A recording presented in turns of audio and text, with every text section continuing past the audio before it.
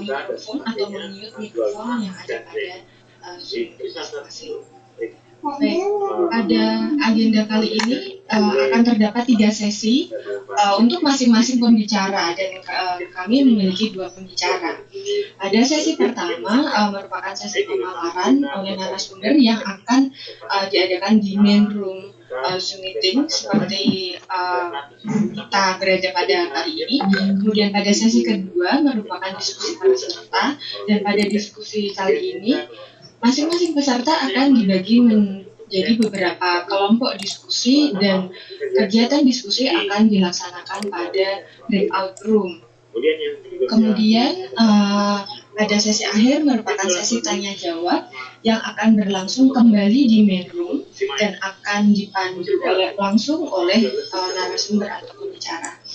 Untuk mempermudah teknis kelancaran workshop kita kali ini, kami akan mensimulasikan, dan dalam beberapa saat breakout room akan kami tutup setelah Bapak dan Ibu otomatis sudah masuk ke breakout room.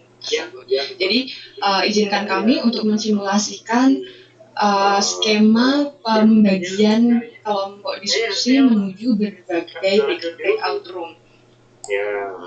Ilmu RPL-nya diimplementasikan. Pada Bapak dan Ibu dipersilahkan untuk masuk ke breakout room terlebih dahulu, dan ketika sudah masuk ke breakout room dipersilahkan untuk kembali ke main room dengan mengklik tombol leave breakout room pada toolbar Zoom meeting yang ada di bawah. Jadi bukan leave meeting tetapi leave breakout room. Terima kasih.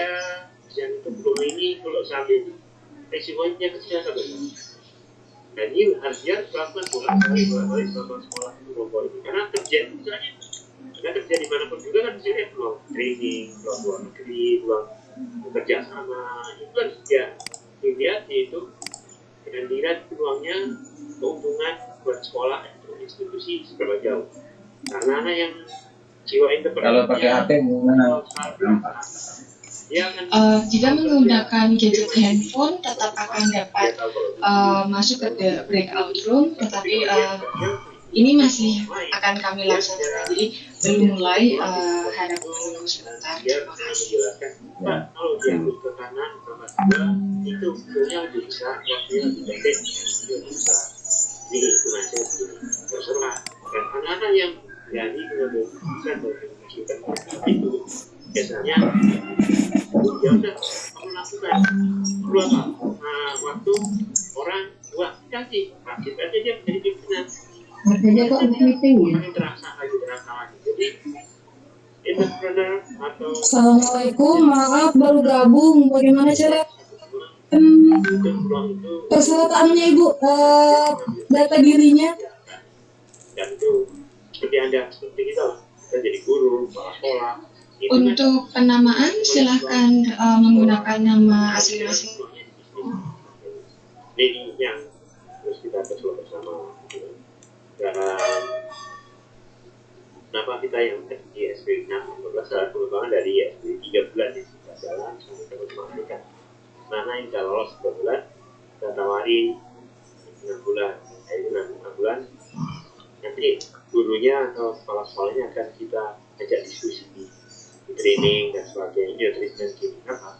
Karena 6 bulan itu dia tidak belajarnya perlu. Tapi yang lain dia fokus pada bisnisnya yang tiap minggu laporannya harus dilaporkan dan sebagainya. Satu, orang tuanya harus setuju, kedua anaknya mau, dia tunggu kepala sekolah, keempat di gurunya itu juga mendukung dia. Jadi harus sebuah kebanggaan sekolah bahwa sekolah bisa mencetak 5, 7, 15 anak-anak yang mandiri dengan total omset 16 bulan terakhir sekian ratus juta. Itu yang kita coba. Kalau anak-anak lulus sudah biasa ya, ada kemampuan. Kalau kita maksudnya, nah itu cepat berpikirnya nggak cepat berpikirnya lulus semua.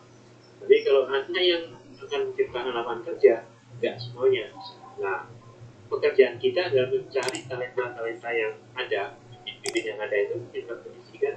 Kemudian kita siapkan secara sistematis, dan apalagi zaman sekarang anak-anak yang SPW 6 itu yang kita bahas SPW 5, tapi ada SPW 6 yang 5 kelima yang masih lagi lepas, dan 6 bulan atau 12 bulan dia akan selalu kita monitor dan bahkan, dan ini bagian daripada performa dan intelektual tadi.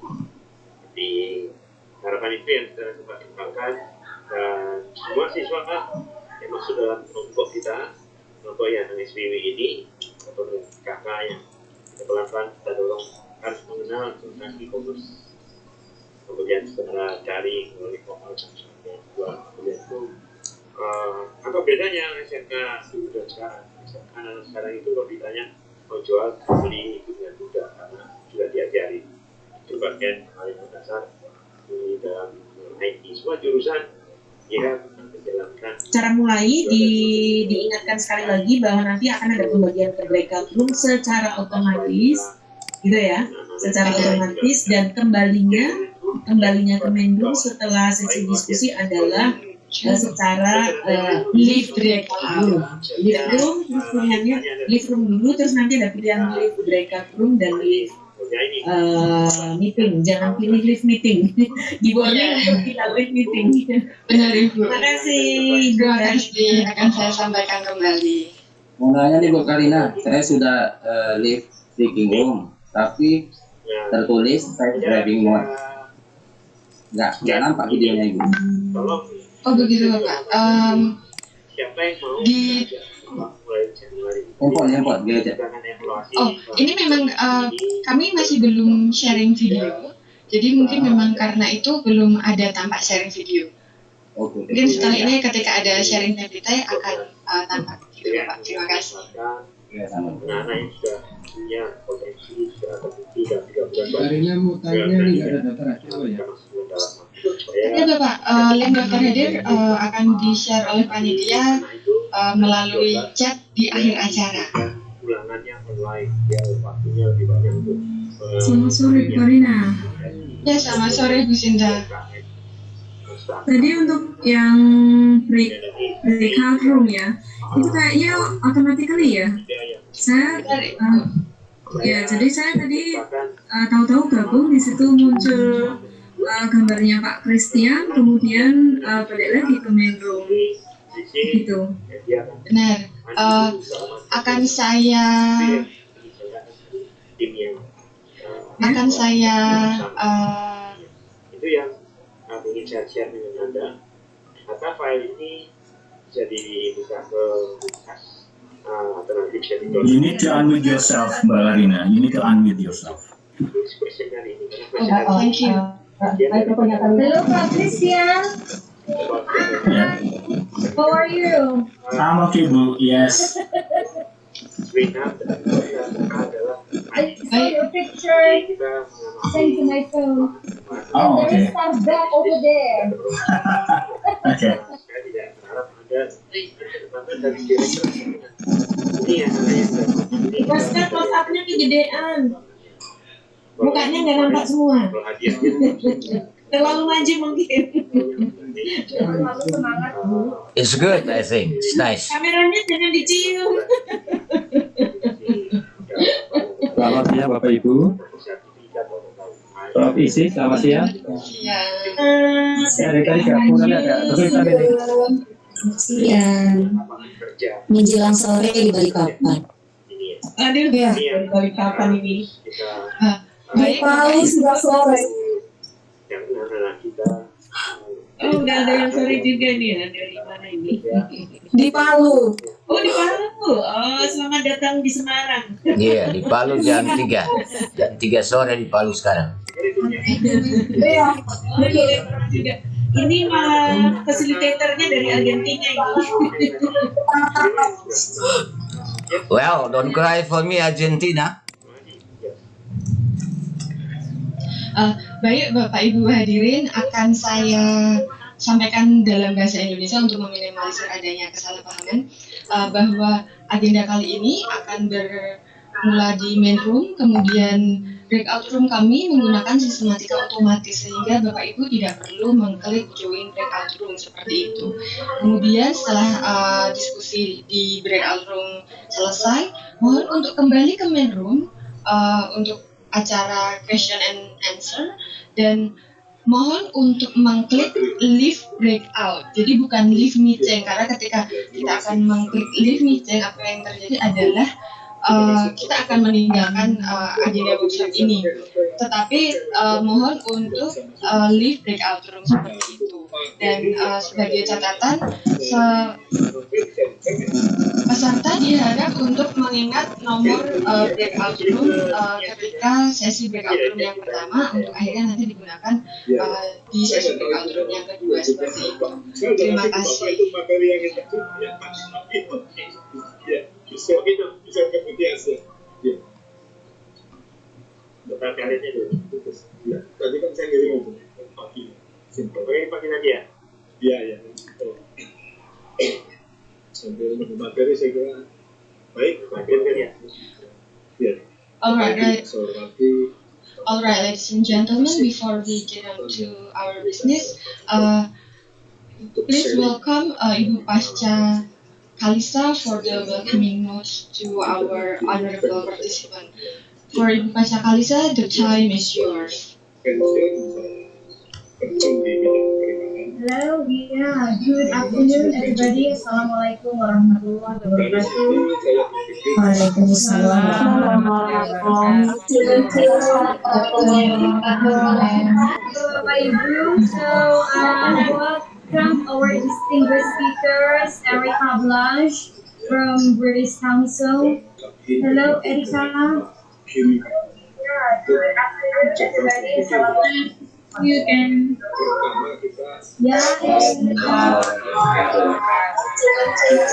and welcome Pak Christian PUGUH from Pearson, Indonesia. Hello, Bu. Hi, everybody. Yeah, so welcome everybody for our event today, that is workshop for teachers, effective online learning and assessment, Wednesday. Dari situ ada pembelajaran pertama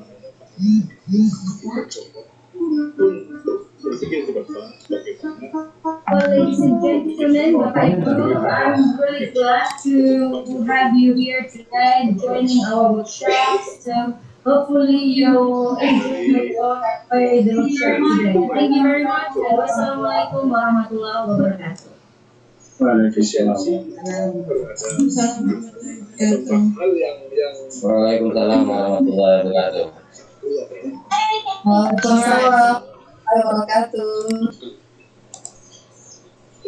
Alright, ladies and gentlemen, good afternoon.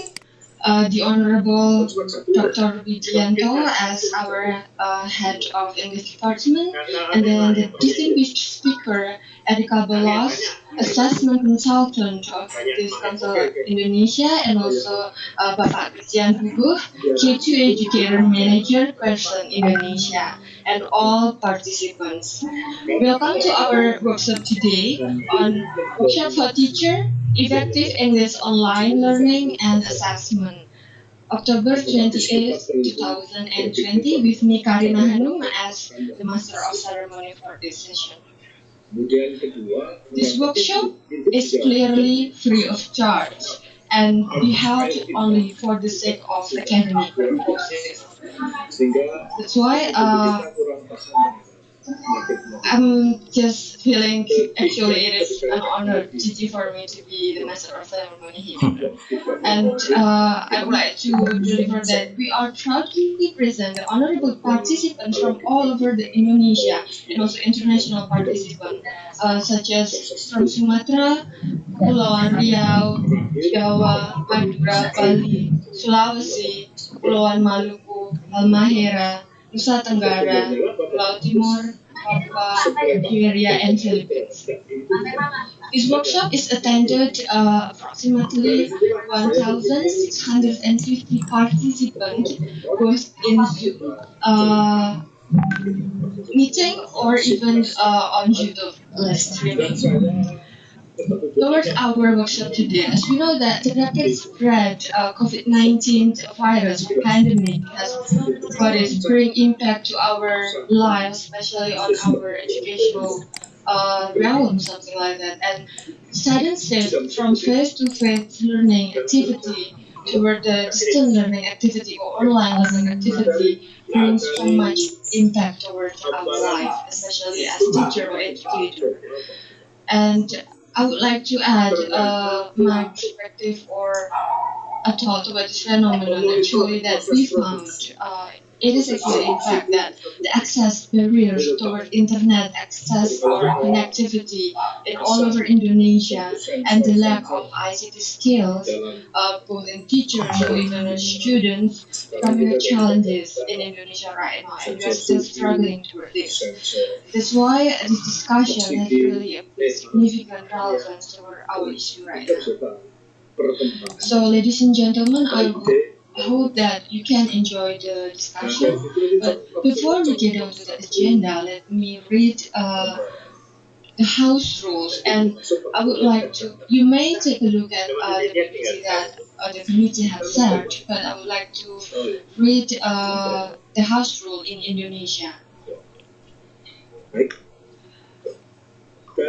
Beberapa aturan yang perlu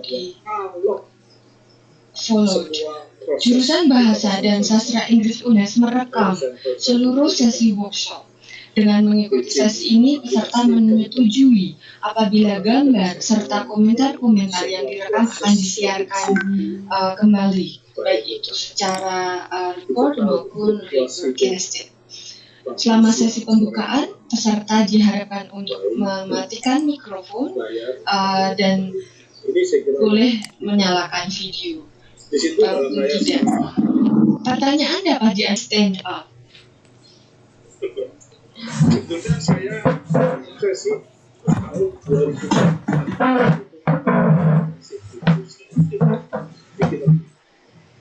saya coba membaca.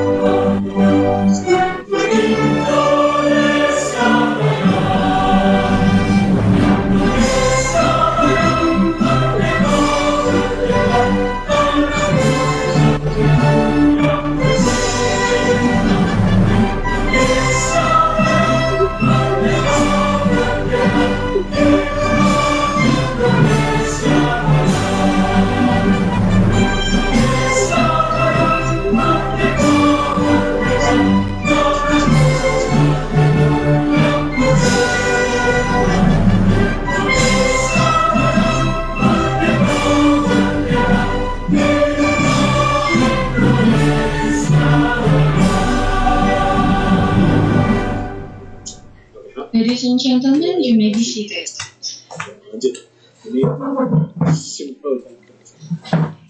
Nah, kenapa saya tertarik menggunakan POP itu satu sebetulnya. Ladies and gentlemen, here I present to you the head of English department, Dr. Widianto, to give the speech and also officially open this workshop. For Dr. Widianto, the time is yours. Saya dapat mengumpulkan wawasan terperinci tentang proses budidaya terjadi. Terus, kemudian dengan IoT itu juga kita bisa lebih dapat meningkatkan proses dari real. Ini seluruh bulan ini terlalu. Ya,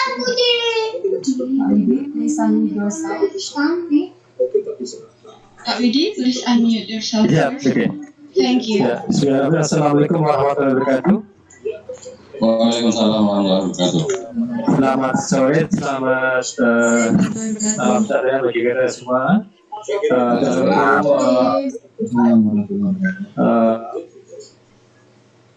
Aika Balas from British Council and Bapak Kisanku from Pearson, Indonesia. Welcome to our very special agenda for teachers. This is kind of one of our activity that serve as for the teachers in Indonesia. And this is, I think, the third one for also for teachers. And we have had in 2018, 2019, and we have had so many feedback, so that we have it in online, especially because of the pandemic era.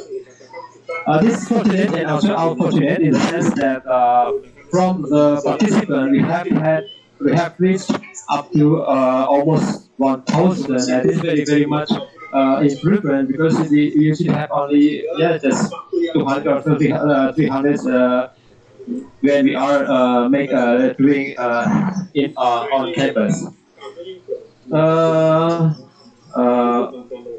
Ms. BALAZS and Mr. PUGUH, I would like to thank you for the opportunity to come to Unnes, and for the time you have given us, especially for sharing the very interesting topics, especially for assessment and others, and also Prof. Isi Yurasi, our colleague here, as the supporter and promoter, especially for this occasion. I also would like to thank to Ibu Pasca Kalisa, my colleague, Debru, for this special activities. Ibu Pasca has prepared all the things for having this video, and also Bu ALIEF, Bu Silvia, and all others, also Ibu Karin. And I'm so sorry that I was out of town, so that I think the internet from my hometown is not so good, but still I can join this meeting. So without further ado, I'd like to say welcome to the workshop for teachers, and have a enjoyable workshop, and have a productive day today, and good luck. As just for mid-assistant, I'd like to say that this workshop is officially declared officially open. Thank you. Assalamualaikum warahmatullahi wabarakatuh. Waalaikumsalam warahmatullahi wabarakatuh. Thank you, Dr. Bakri, for officially open this agenda.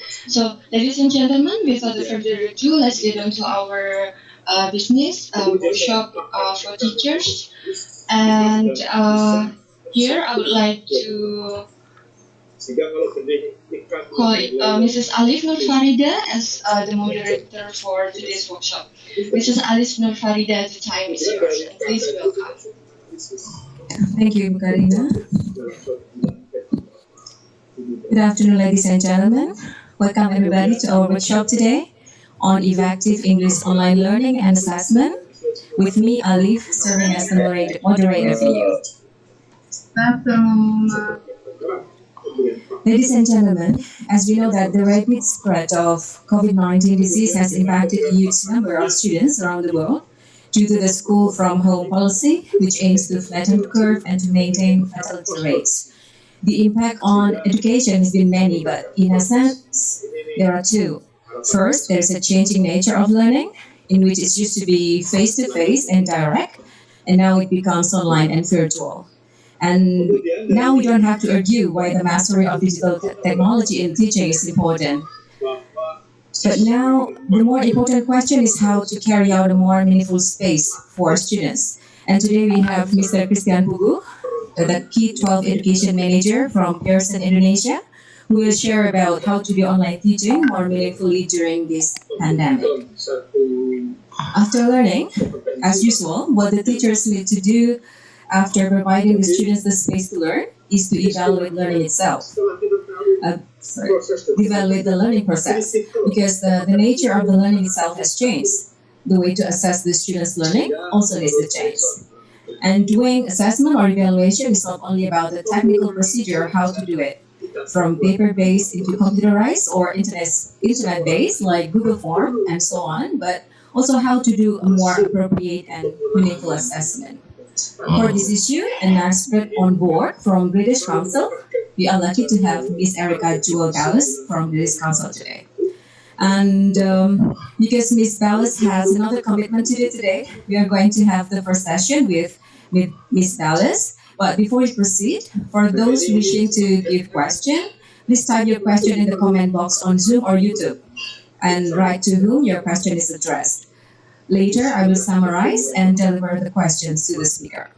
Okay, ladies and gentlemen, to start this session, we're going to have the first speaker, Erica Jewel Dallas.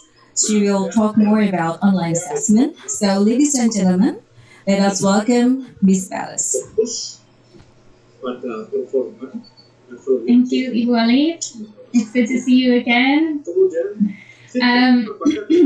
My name is Erica Balish. I am an assessment solutions consultant with the British Council Global Assessment Team, and I'm based in Madrid. So for me, it is early morning, and I know for most of you, it is afternoon. I hope you have all had a very good lunch. I'm very excited to be hosted again by Unnes. I had the pleasure of serving as an English language fellow at Unnes for 2 years.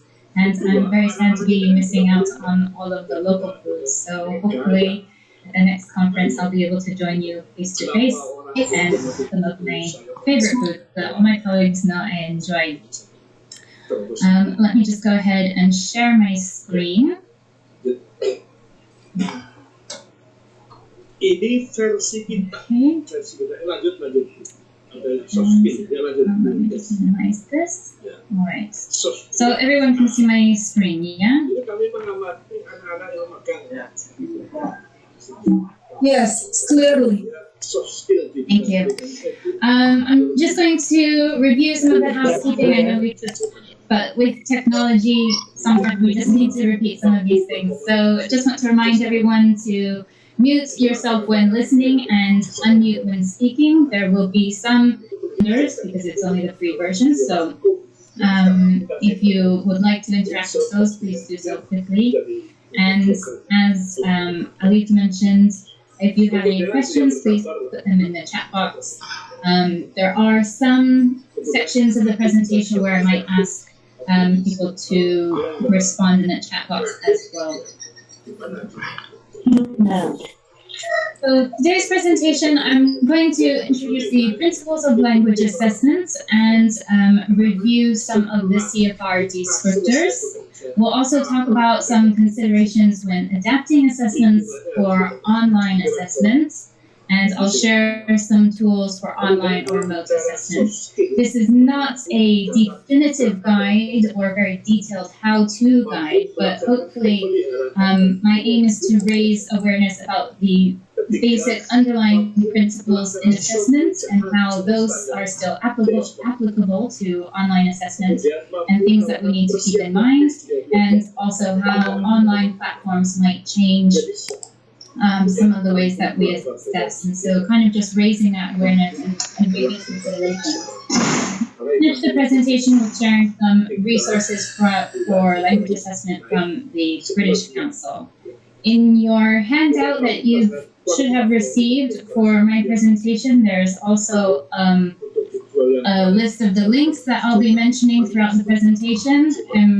This is by no means an exhaustive list. I know the tools that are available online for teachers today have changed quite a bit since I was a teacher myself. So I've included some of the links there, but I'm sure if you connect with other teachers, there will be many more to share with each other. Okay, so to start off, I want to review the principles of language assessment. Here's our first interactive activity. If you can go to the website pollev.com/EricaBalish013, you'll have the chance to put in kami berpikir bahwa how you define assessments, and this works best if you use single words rather than sentences. So give a few minutes here to collect some responses. Ada SMK Metro, ada SMK TTB, SMK Beliau. Jadi dengan pak lokasi itu, dengan sensor dan otomasi yang kita lakukan, kami di Sumatera apa yang dilakukan di sini. Jadi kalau yang di Metro dia akan fokus ke pemberian. Kalau di yang Metro dia cita-citanya. Are you able to access the whole site?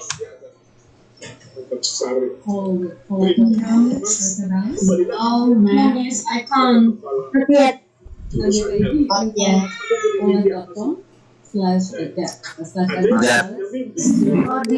Well, I am entering it. You have 1 minute. Yeah, I can.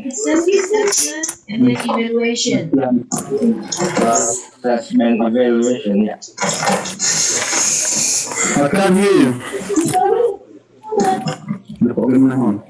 Jadi masing-masing spesifikasi kita upload website itu.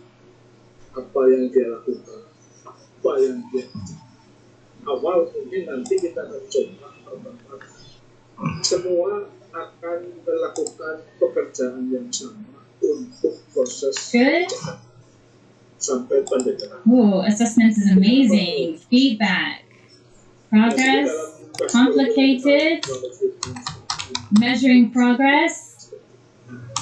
Apa yang kita fantastic. siswa dari tahu.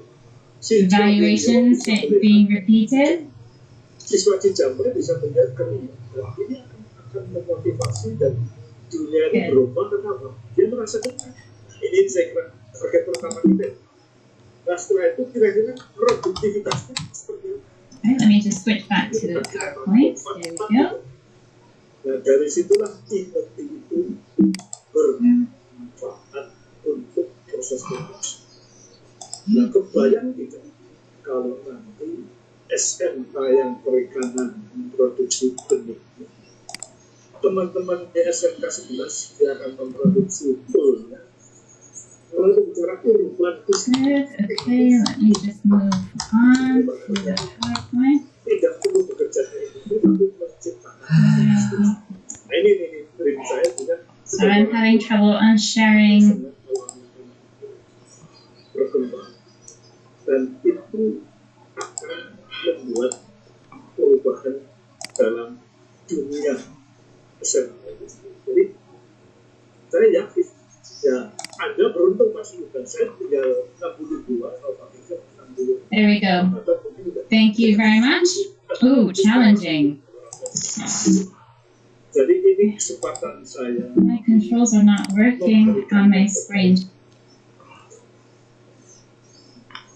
Apologies, I don't know why my controls are not working.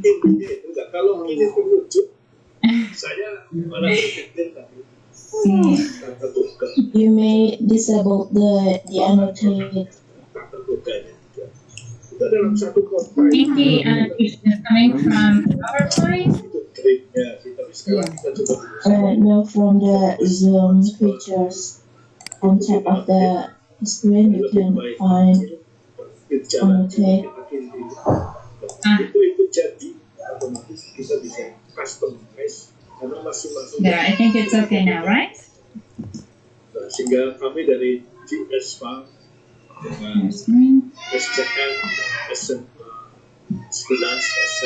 yang Okay, you can see my screen now, yes? Say something. Yes. Yeah? Yes. Yes. Yes.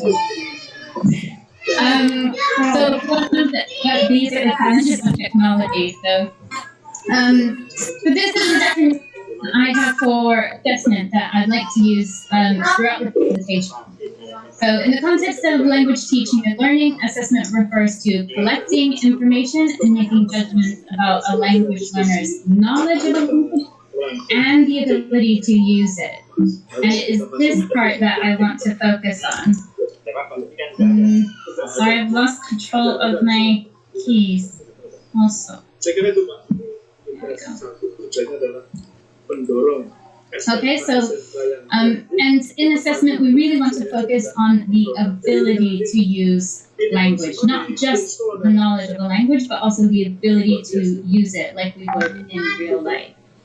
So traditional language learning and testing, especially when I was in school many years ago, was viewed as a process of learning grammar rules and vocabulary, and to be honest, it wasn't that interesting or engaging for learners.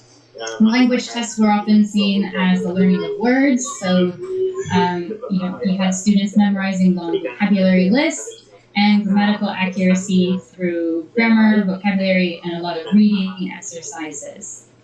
Now,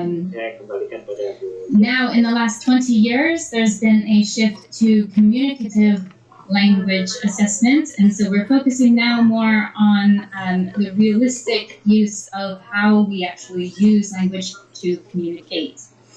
And even before the current global situation, a lot of international exams have been moving to computer-based testing or online testing, which mirrors the way that we interact in real life.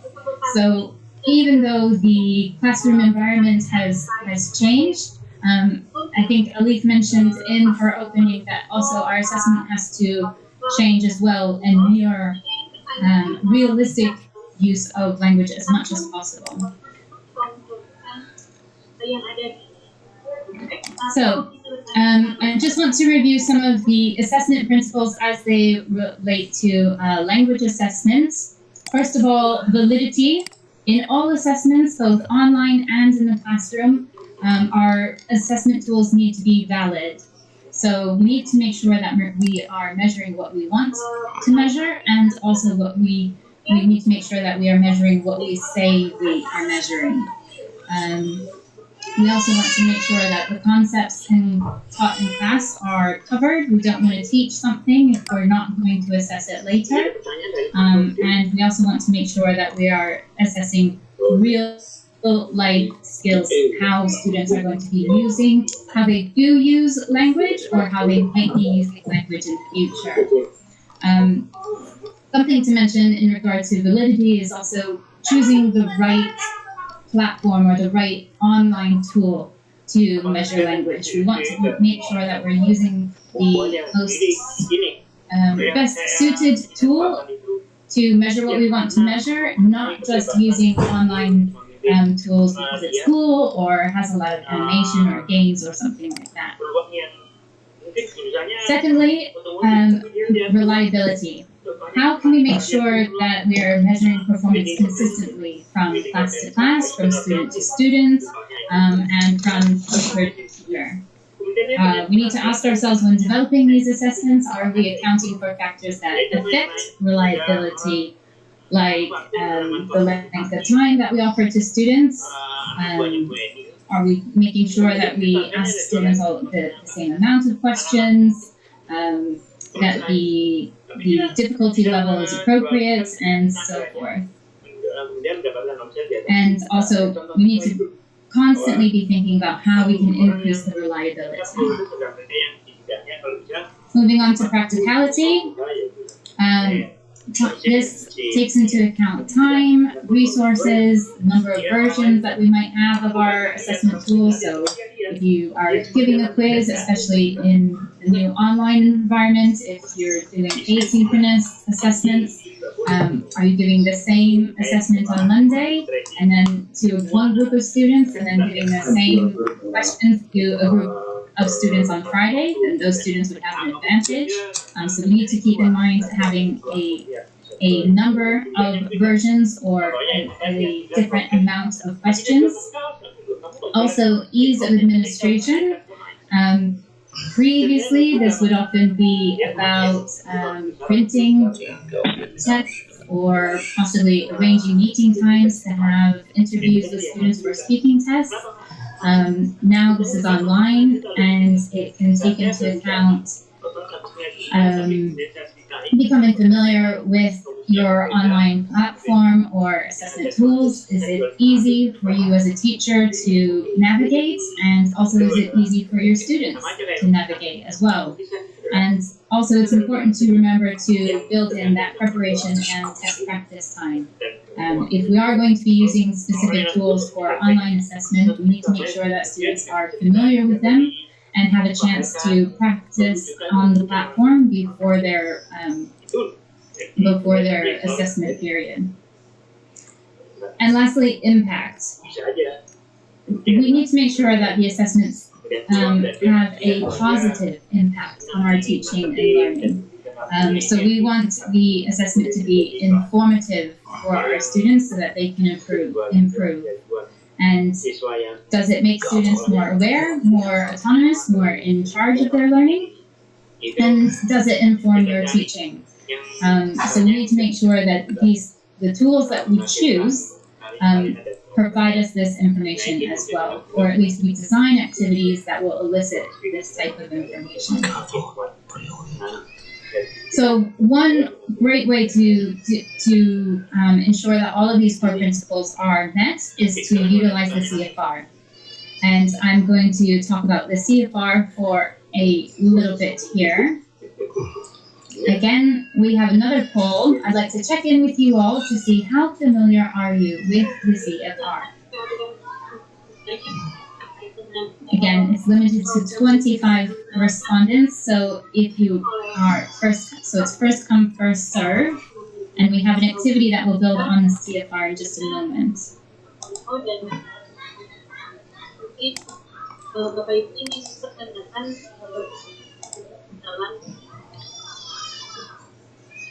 You can also respond in the chat box as well if you're joining from YouTube, or if you don't get a chance to get your answer in. I cannot read in the chat box. I don't know what is CEFR. CEFR. Okay, so we have a few people that are unfamiliar. CEFR is the Common European Framework of Reference.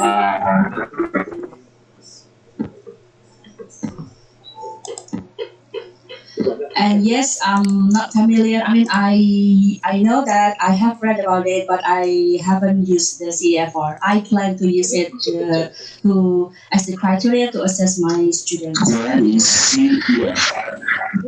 This is the first time to hear this term. I have a no with the CFR.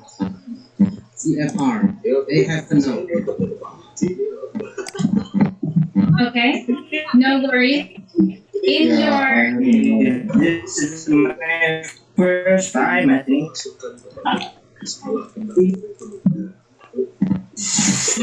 First time to.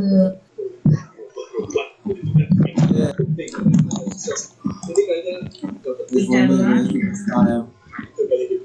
first time to hear CEFR. Also, this is my first time to see CEFR. I don't know what is CEFR. This is the first time for me to know what is CEFR. Alright, your handout there is Convention in the Common European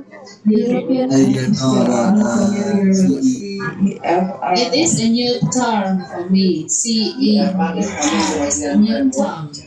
Yes, that's right. This is new for me. I have no idea about CEFR. I don't know. I don't know about CEFR. Misalnya KKD yang perlu kita review kembali. Misalnya usaha PW, usaha perjalanan wisata. Ini masih ada. I want to really know about it. Marketing. Thank you, everyone. I'll give you a basic introduction. I'll give you a basic introduction on the CFR. The CFR is a proficiency framework published first in 2001. It was developed by the Council of Europe to help standardize language assessment across Europe. It is designed to be used with multiple languages and has 6 proficiency levels. It is a comprehensive guide that talks about language teaching and learning. And it describes what learners have to learn to be able to communicate effectively, and what skills they need to develop and what strategies they need to develop to be able to do so. As I said, there are 6 proficiency levels. At A1 and A2, we have our basic users. The basic user is basically what you could consider a beginner user of a language. So, for example, my Bahasa Indonesia is probably about A1 or A2. I can recognize some common words that are on signs in the airport or on the street, for example, and I can take care of my... Maka ya kira-kira separuh silakan untuk memasukkan produk ini. Betul. Dan memang harus ada masuk dari industri karena. Hello, is something wrong? Contohnya gini, No voice. She lost her voice. Yeah. There is no. I can't hear. This is nice.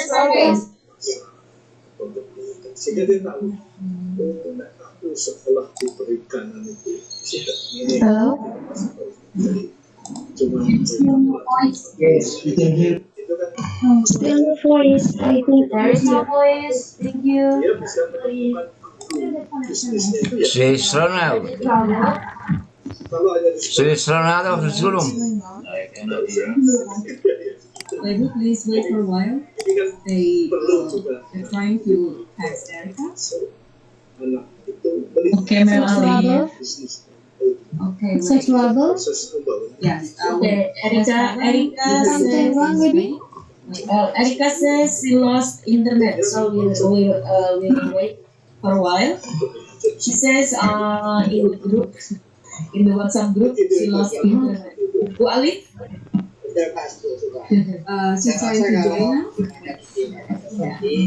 Let's wait for a moment.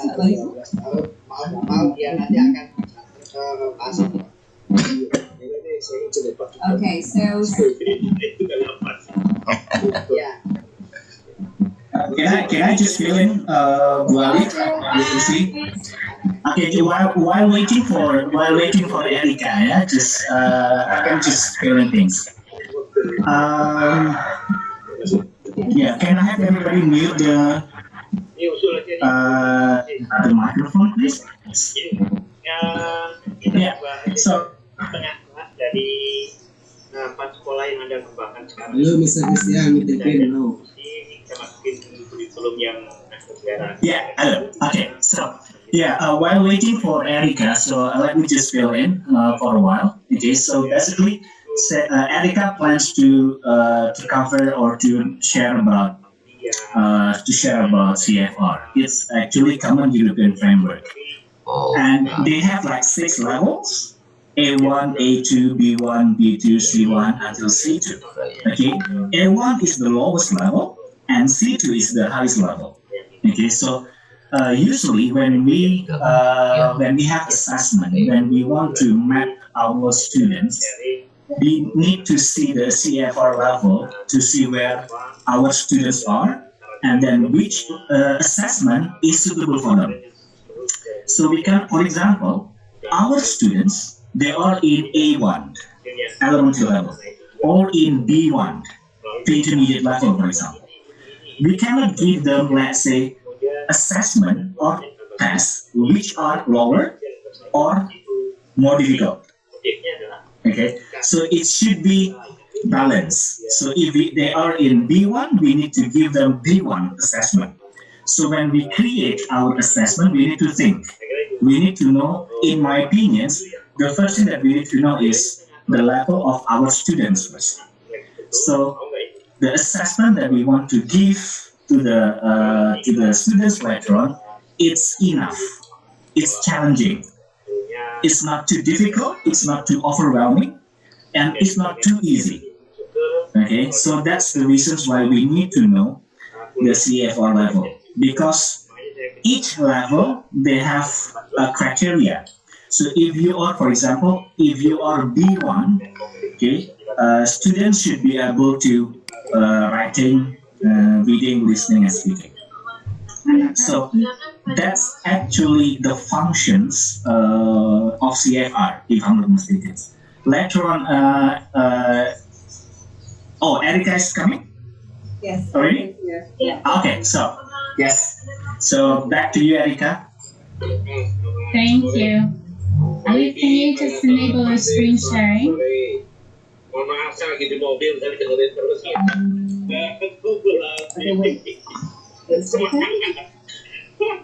Ya, yang pertama saya tertarik dengan pada memang sebetulnya itu. All right. Apologies if I repeat myself. I'm not quite sure when it cut out.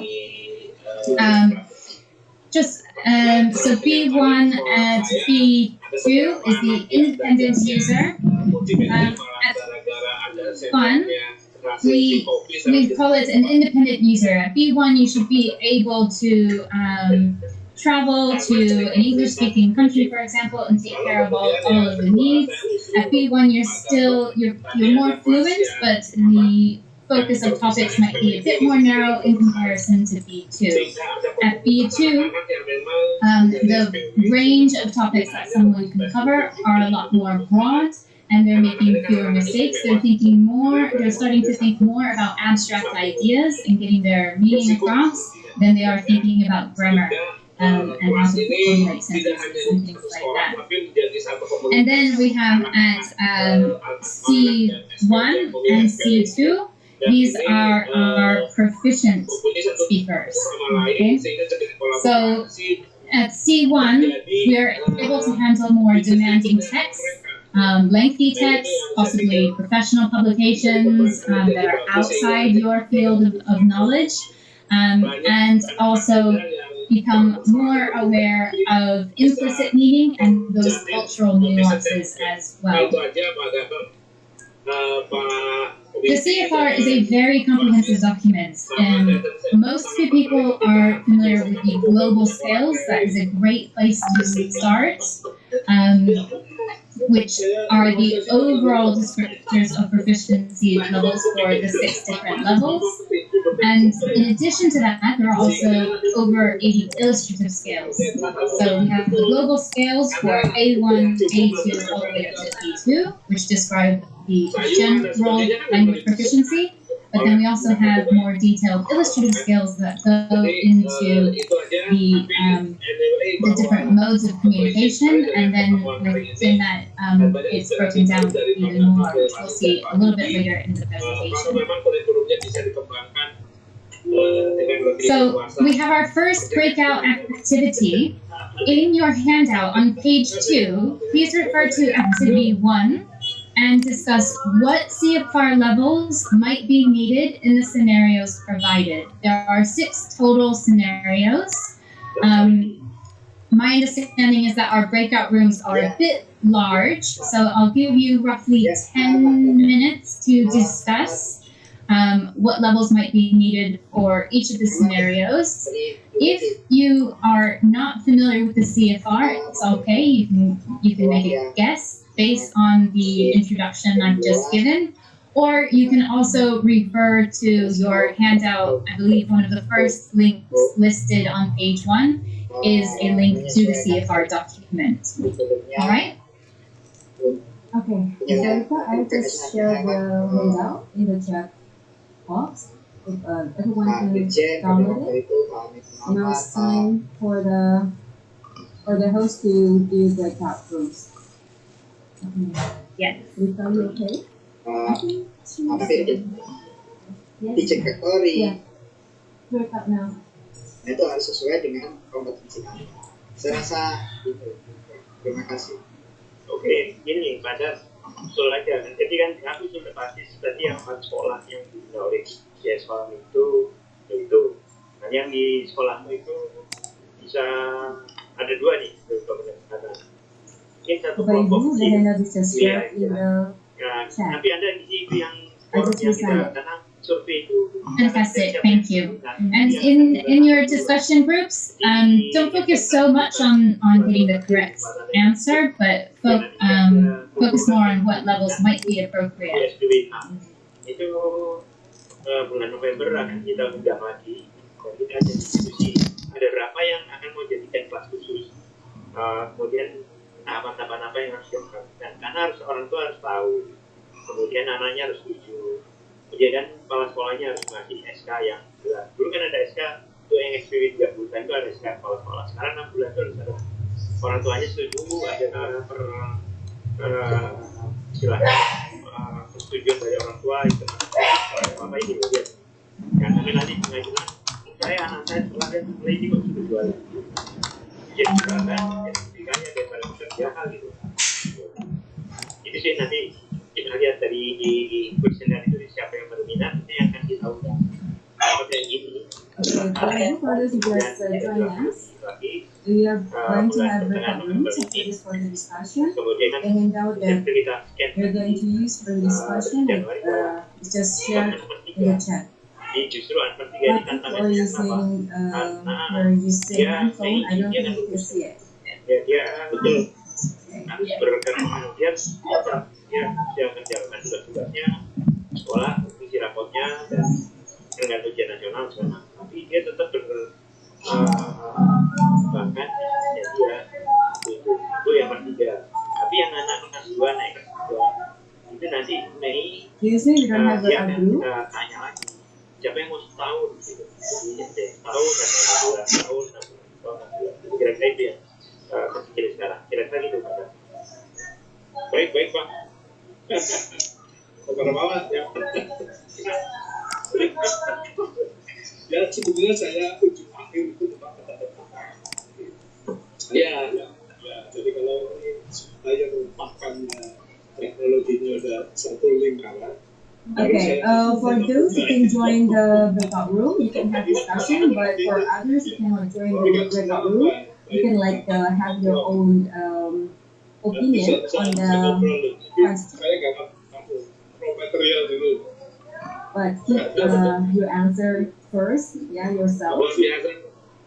You don't need to write the answer on the chat box, please. Thank you. Pak Sis, terima kasih.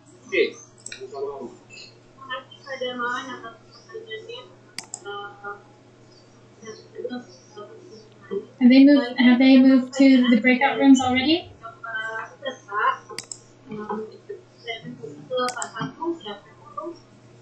Still on the process, Erika, wait. Okay.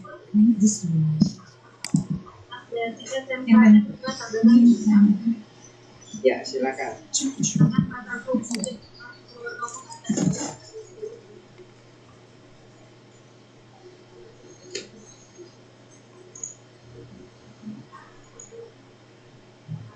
Mungkin ada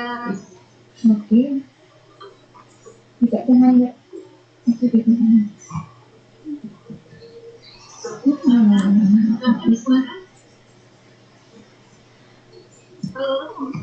So this is the activity that you have to do. Okay, everyone, I think you can see the screen that Erika just showed. So in the breakout room, you need to discuss the scenario.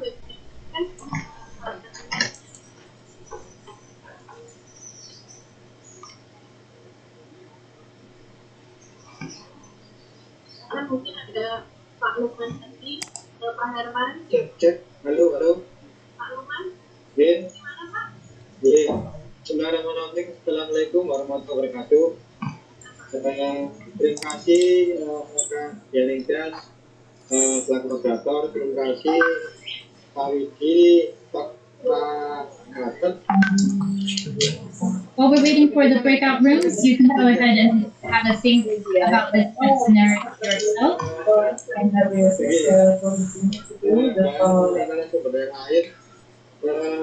Perkenalkan, nama saya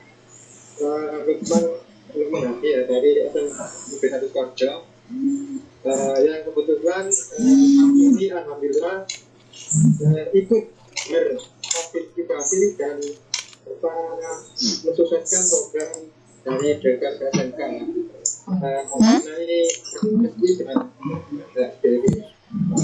oke, jadi sudah ALIEF, I think for time, maybe we can just use Erica, maybe because we have a lot of participants, then yes, I think you can do the breakout room. Sorry. You can Zoom, is it? So you will unmute only one person. I mean, like the person is raising hand to answer. Instead of the breakout rooms, we have we have to use another scenario. Yeah. Okay, that's fine. Can we start with scenario number 1? If we have any volunteers.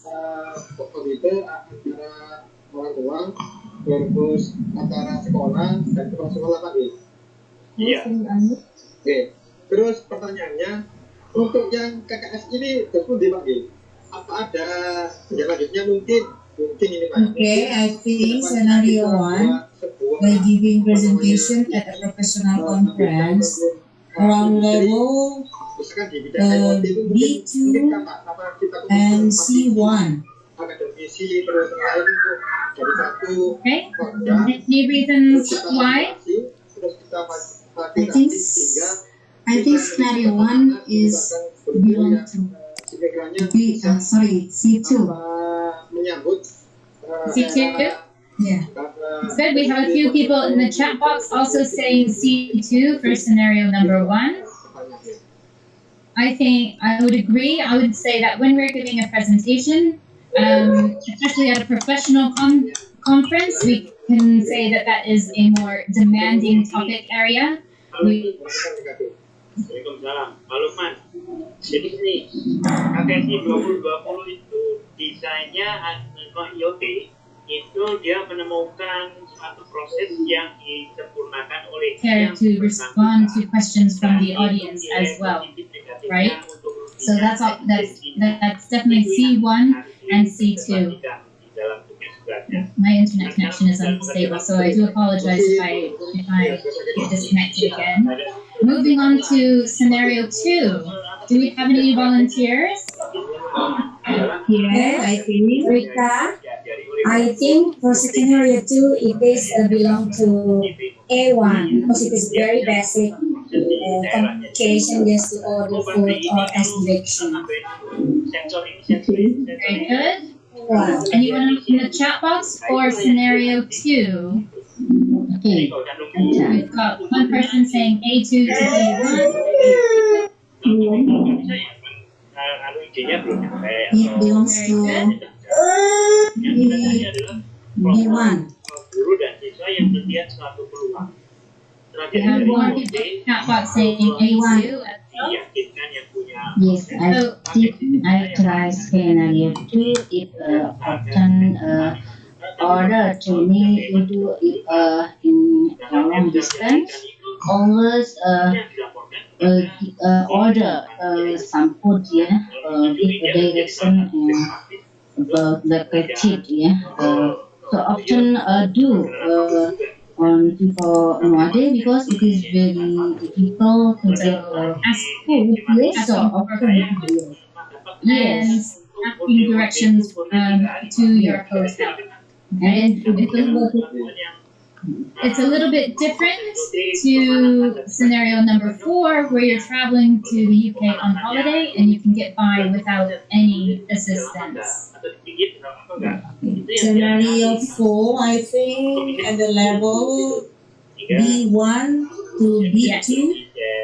Yep, B1 and above. At B1, you are more of an independent user, and so you are able to get by What about scenario 3? I know a few of us are university lecturers here. Scenario 3, study at a university in which English is used as a medium of instruction. C1, I think it belongs to C1 maybe.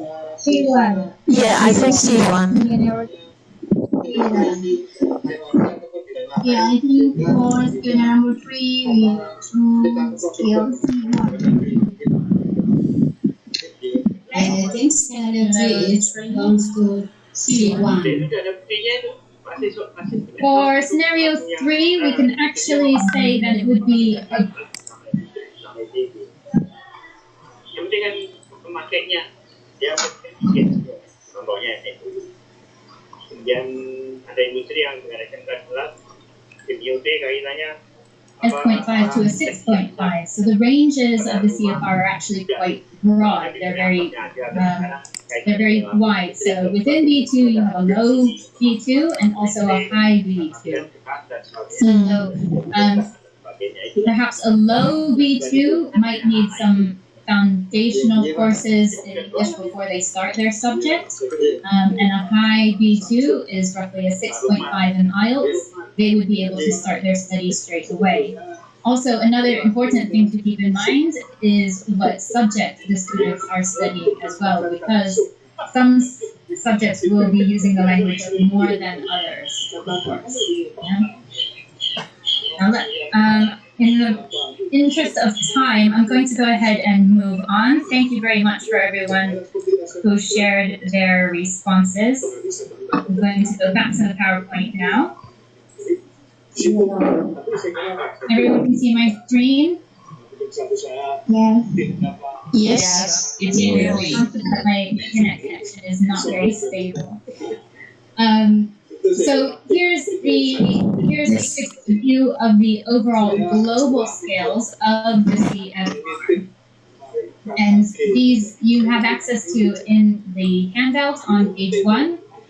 The CFR is a very long document, but hopefully some of the points that we raised here today will help to make it more accessible for everyone.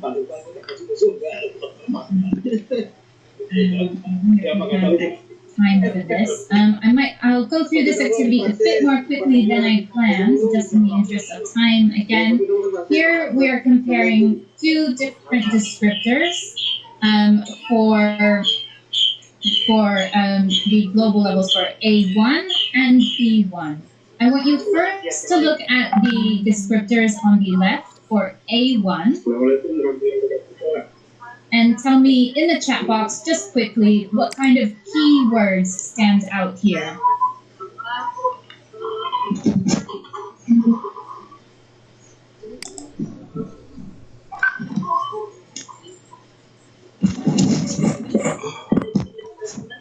Hello, we cannot hear your voice at all. Oh no. Can you hear my voice now? I can hear you. I can hear. Okay. Yes, I can hear you. Your voice is clear. I would like you to put the keywords from the description on the left in the chat box. We have some people saying everyday expressions. Very good. Everyday, yes. Very basic phrases. Mm-hmm. You can go ahead and put them in the chat box so we can stay on mute. Personal details, personal talk, very good. For A1 learners, they're very much focused on things that are very familiar to them. Wonderful. All right, describing people, basic phrases. Yes, good. Okay, let me go ahead and show you what I've highlighted. Familiar everyday expressions, very basic, focused on concrete needs.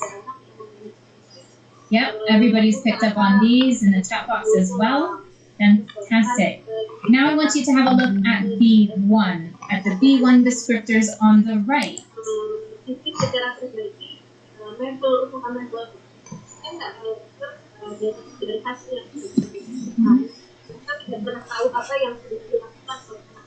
Simple connected text, very good. Familiar matters.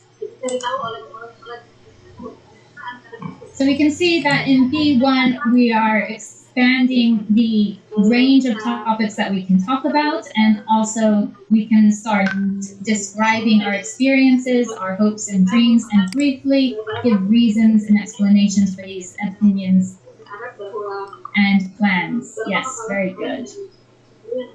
All right, let me just go back to the presentation.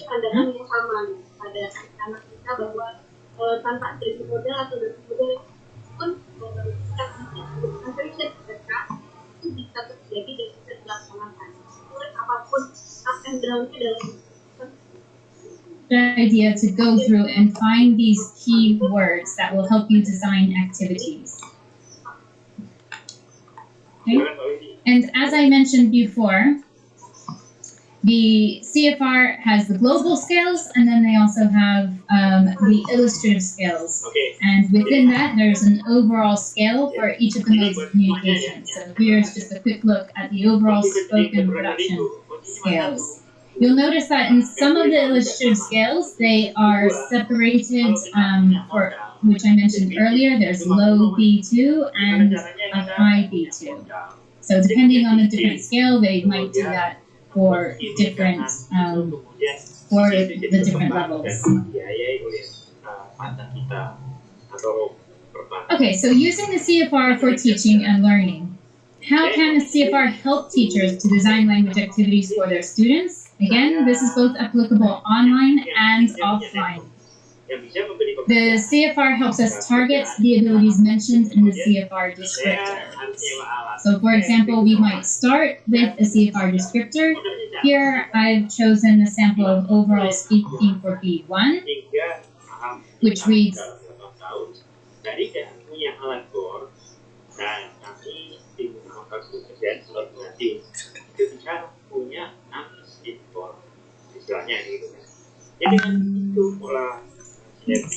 so again, what we might do is look at the key words in that descriptor and build an activity around this. So what does this look like in the classroom? Whether our classroom is face-to-face in person or online. So reasonably fluently means some hesitations and breakdowns, but we can still understand what the student is saying. We can understand their message. So it's not affecting the communication too much, right?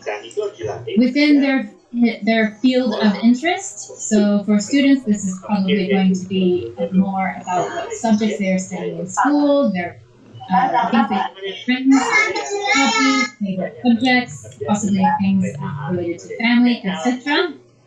It's going to be linear in nature, so having a clear beginning, middle, and end, a very straightforward description, using connectives like firstly, secondly, and finally, very basic types of connectives.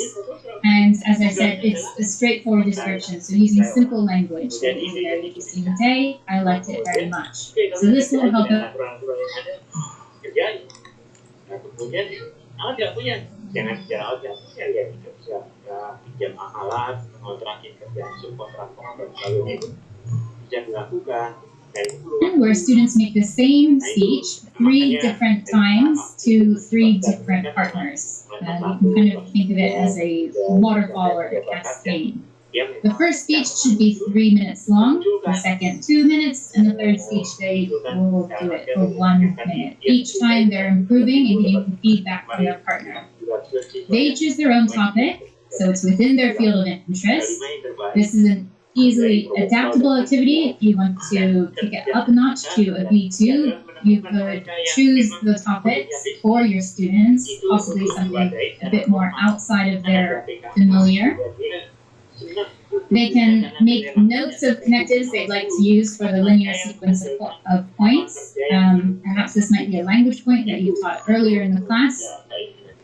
And the teacher could instruct the listener to deduct 1 point for each breakdown or hesitation, or the teacher can do this themselves. But I'll talk about more peer assessment in a little bit. So you could, and then the teacher can also change what students are listening for, whether they're listening for vocabulary topics or breakdowns in fluency. Siapa yang punya bisnis, nah itu ingin dikelola bisa kritis khusus itu salah satu khusus yang kita ingin kembangkan SPB ini gitu. Jadi nggak boleh bangga. Becomes more targeted. We're focusing on the skills that are represented by the CFR levels, and it makes it easier for teachers to design tasks and adapt materials to help students reach that next level. If their level is A2, the activities we're designing should be aiming towards B1, and if their level is B2, the activities would be aiming for C1. So now I'm going to move on to adapting these activities for online use.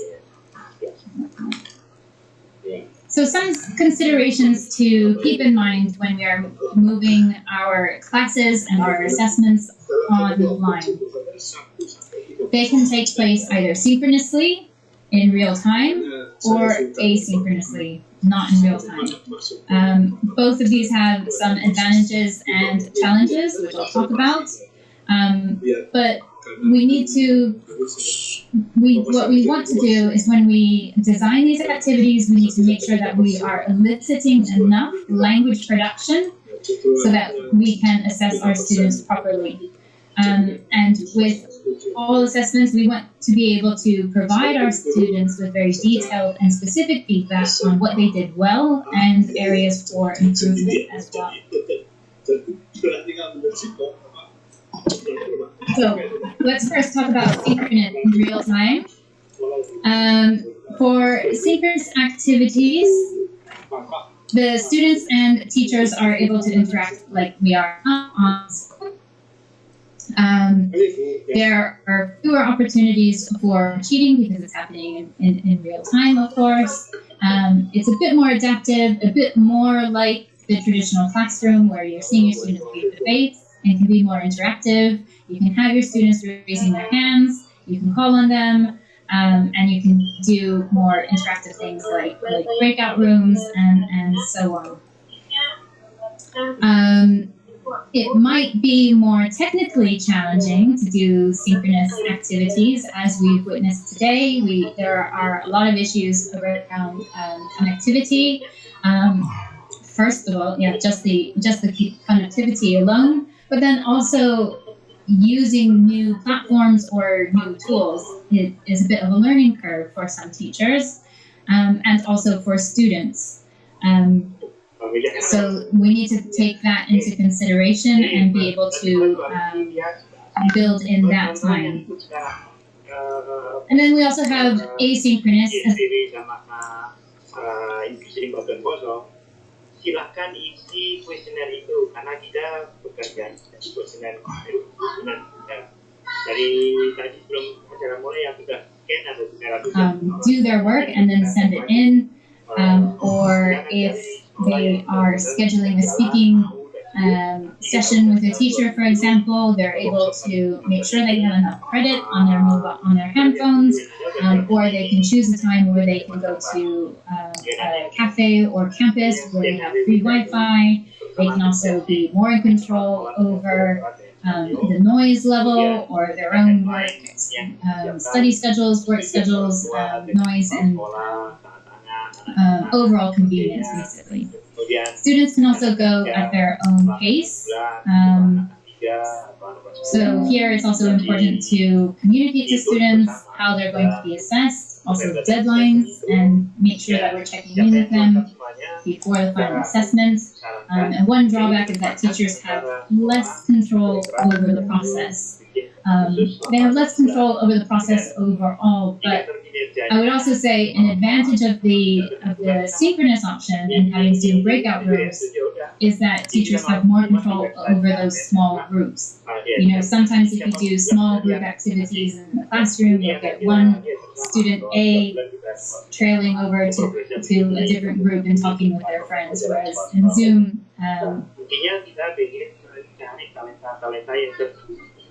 untuk difasilitasi untuk dia menciptakan nama keluarga bagi dirinya sendiri to think about when we are adapting these activities for online use is that there is no best way to assess. It's all about making choices.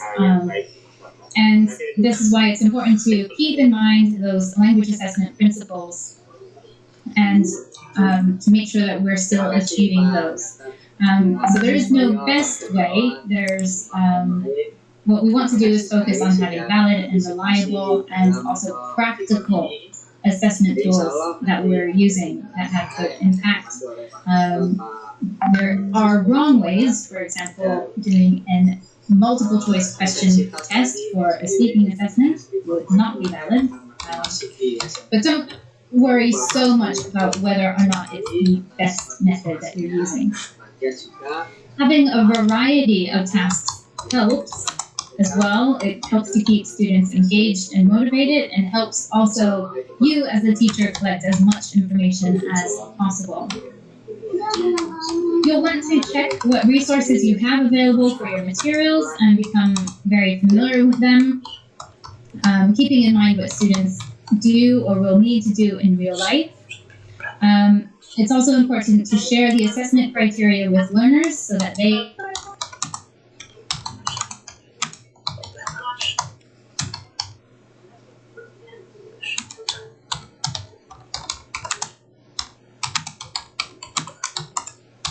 First, we're going to help productive skill considerations for online assessment. Okay, so first, for the synchronous options, we have one-on-one interviews or small group discussions using either Zoom or another video conferencing platform like WhatsApp or Facebook. One advantage here is it's still time consuming, but using technology might facilitate making that a bit easier for us. Also, you can do questions and answers. Now, this is a bit more limited. Perhaps in classes, you do this more as a warming activity, but when it comes to assessment, we can still use question and answers to focus more on specific points like vocabulary or grammar functions. And then also we have short talks for synchronous as well. For asynchronous, this has become easier than ever. So I remember when I was teaching, I had students create videos or audio file responsive to a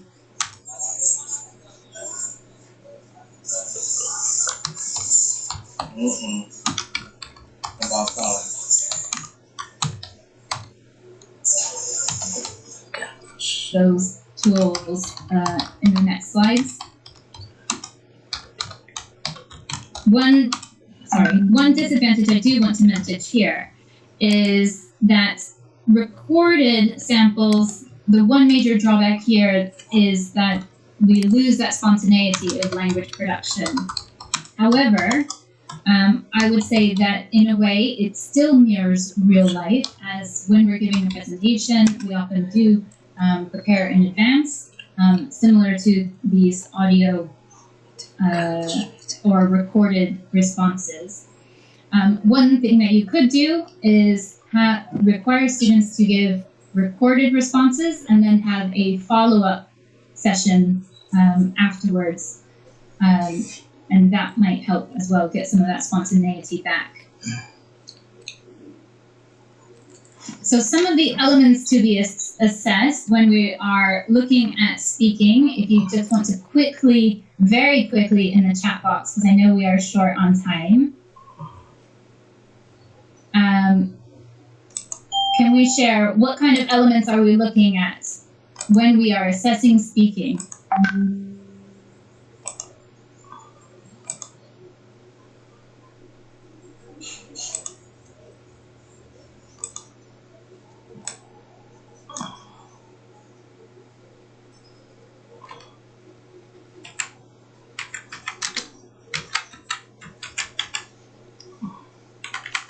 There we go. There they come so quickly. Accuracy, pronunciation, diction, intonation, fluency. A lot of pronunciation. I think a lot of teachers here are worried about pronunciation, fluency, intonation, word choice. Grammar rules, fantastic. Thank you. All right. Yes. So there are a number of things that we're looking at when we are assessing speaking, vocabulary, whether they're using topic-appropriate vocabulary, or we can also look at discourse management. A lot of people mention pronunciation and fluency, mediation, interaction, grammar and structure, and also global achievement. Are they answering the prompt that is given to them? So what element of speaking that we want to target will affect what activity and also what CFR descriptors are best suited for creating the assessment activity.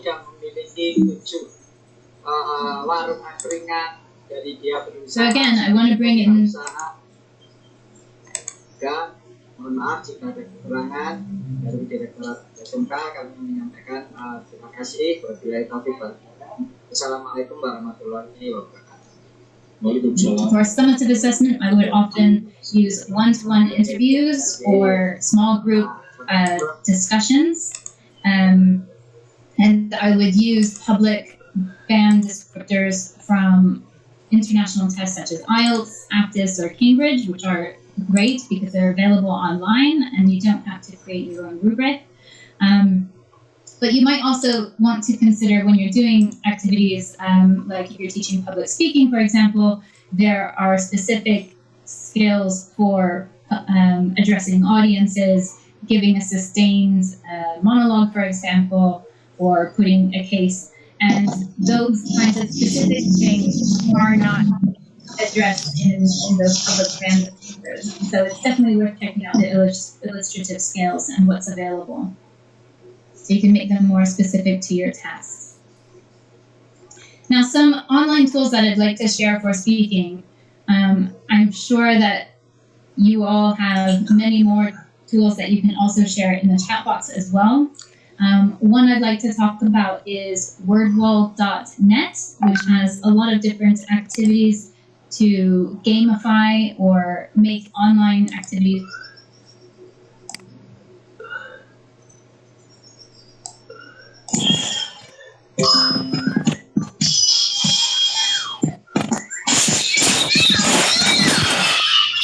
For questions or speech topics, and you can have students spin it to get a random topic.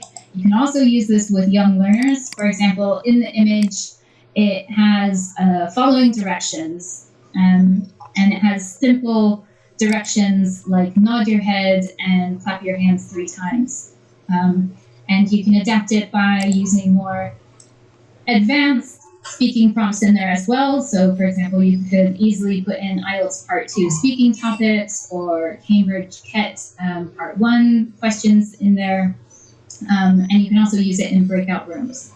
VoiceSpice is a recording tool online. There are a number of these available, so you can record and send audio files.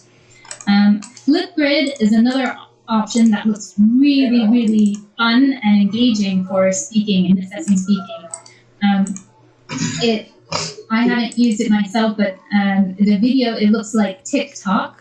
I don't know how many people are familiar with TikTok, but it basically has a social media approach to the sharing of video files. So the teacher can make a topic, send it out to students, and the students can record their video. They can check it before they submit it. And then the teacher can also send feedback directly to the student privately. So it's easier now than ever to send these files back and forth. Also, I don't want to neglect, our traditional technology, video conferencing platforms such as Zoom that we're using now, Microsoft Teams, Google Hangouts, and also WhatsApp and Facebook. You can adapt a lot of activities just for regular video conferencing. And here's that. Mm-hmm. You have only 5 minutes left to present your information. Oh no. Okay. Okay, I'll try to go as fast as possible. Okay. So we'll skip our activity 2, but I do encourage you to try activity 2 on your own. Just showing you the activity that we looked at earlier that was initially designed for the classroom. You can easily adapt that activity for a platform like Zoom. So you can do that either with small groups, or you can do it in breakout rooms if you have a number of different topics for students. And then the great thing about the breakout rooms, which I'm sorry we didn't get to see today, is that the teacher can walk around and monitor progress in the different breakout rooms, which is pretty great. And it makes adapting speaking activities very, well, easier than it would be. So this is the second activity, which unfortunately we're going to skip, but you do have it in your handout, so I do encourage you to look at it with your fellow teachers if you have free time later. That's the activity. I'll just mention briefly online writing. So for synchronous options, we have either writing or typing in class, timed writing exercises, doing draft exchanges in class, and platforms like Google Docs are very helpful for this. And in a way, I think technology makes that much easier to encourage peer assessment. In asynchronous, it's not that much different to in-person classroom learning. So writing or typing something at home and then sharing those documents with teachers online later. Okay, I'll skip this. I was going to ask everyone for what types of elements we might be looking at when assessing writing, but I'll just quickly go through content, for example, how well somebody has achieved the task or task achievement, task response, the overall organization of a writing, accuracy, so that could take into account.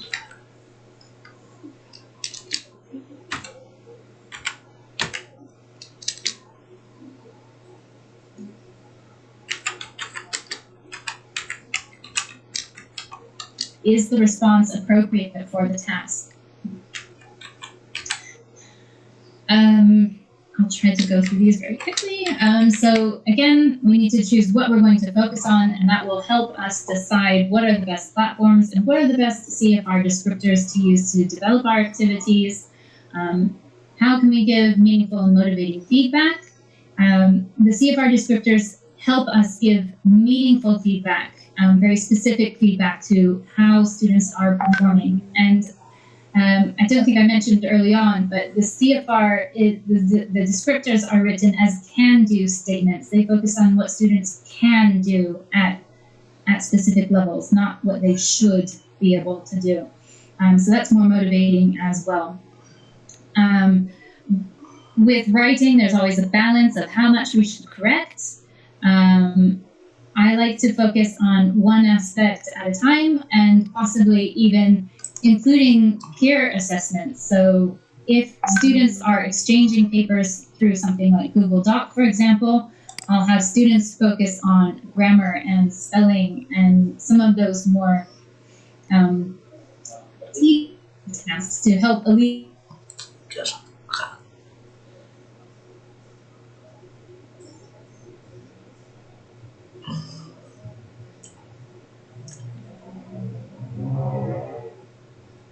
CFR descriptors. So again, going back to making sure that we use clear descriptors that are specific and detailed, and making sure that we're measuring skills relevant to daily life. I've already mentioned the Google Docs and collaborative editing.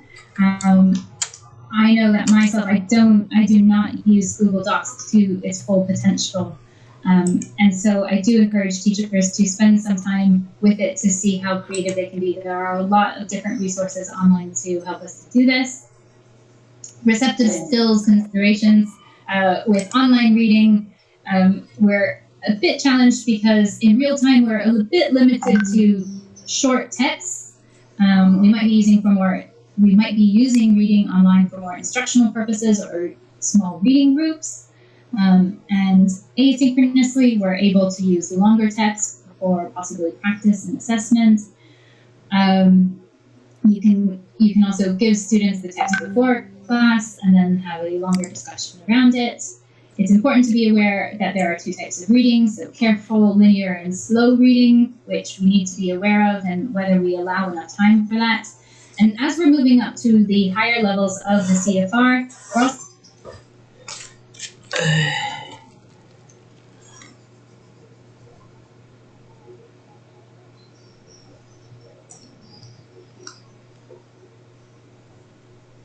an important issue here as well.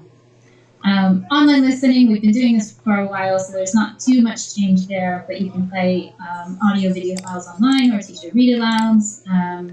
There are a number of links to websites that have existing platforms, which I will show you in a moment. And again, it's important to keep in mind when you're designing these listening activities, are you going to have your students listen for specific information, for gist, or for detail? If you're doing a synchronous listening task, you need to make sure that the audio file is appropriate for the level, how much time is allowed, and how many times you're actually going to play that audio file as well. Again, there are too many tools out there these days to list all of them, but these are included in your handout as well. There's just a few I want to mention. The first being lo.org, because there are a number of different accents available there, and I find it's very important to know our students' range of accents. And breakingnewsenglish.com is one of the most comprehensive resources that I've come across. Breaking News English has lessons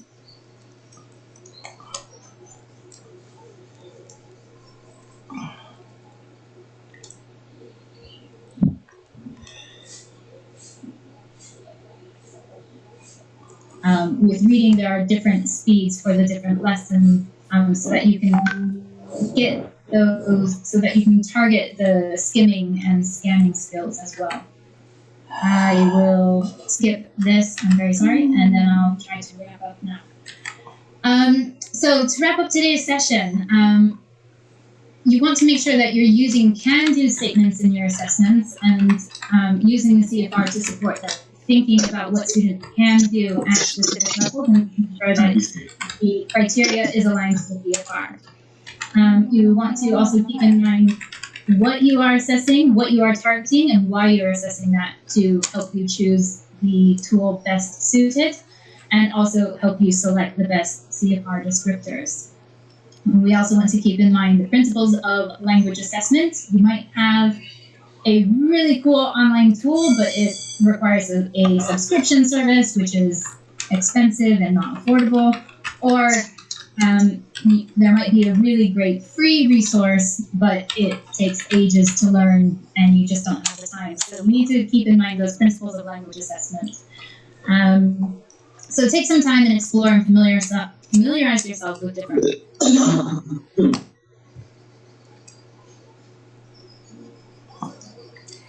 Okay. Is BALAZS? Toolkit that you can put your activities on. And it's just important to keep in mind how the online environment is going to change the activities overall.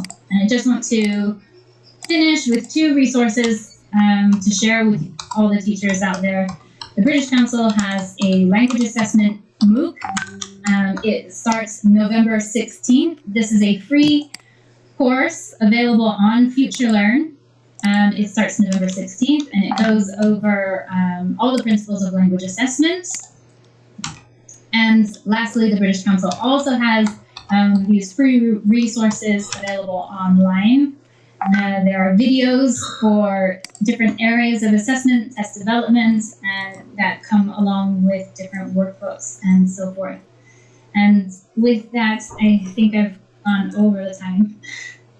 I'm very sorry, and I apologize for the bad internet connection as well, and that we weren't able to use the breakout rooms.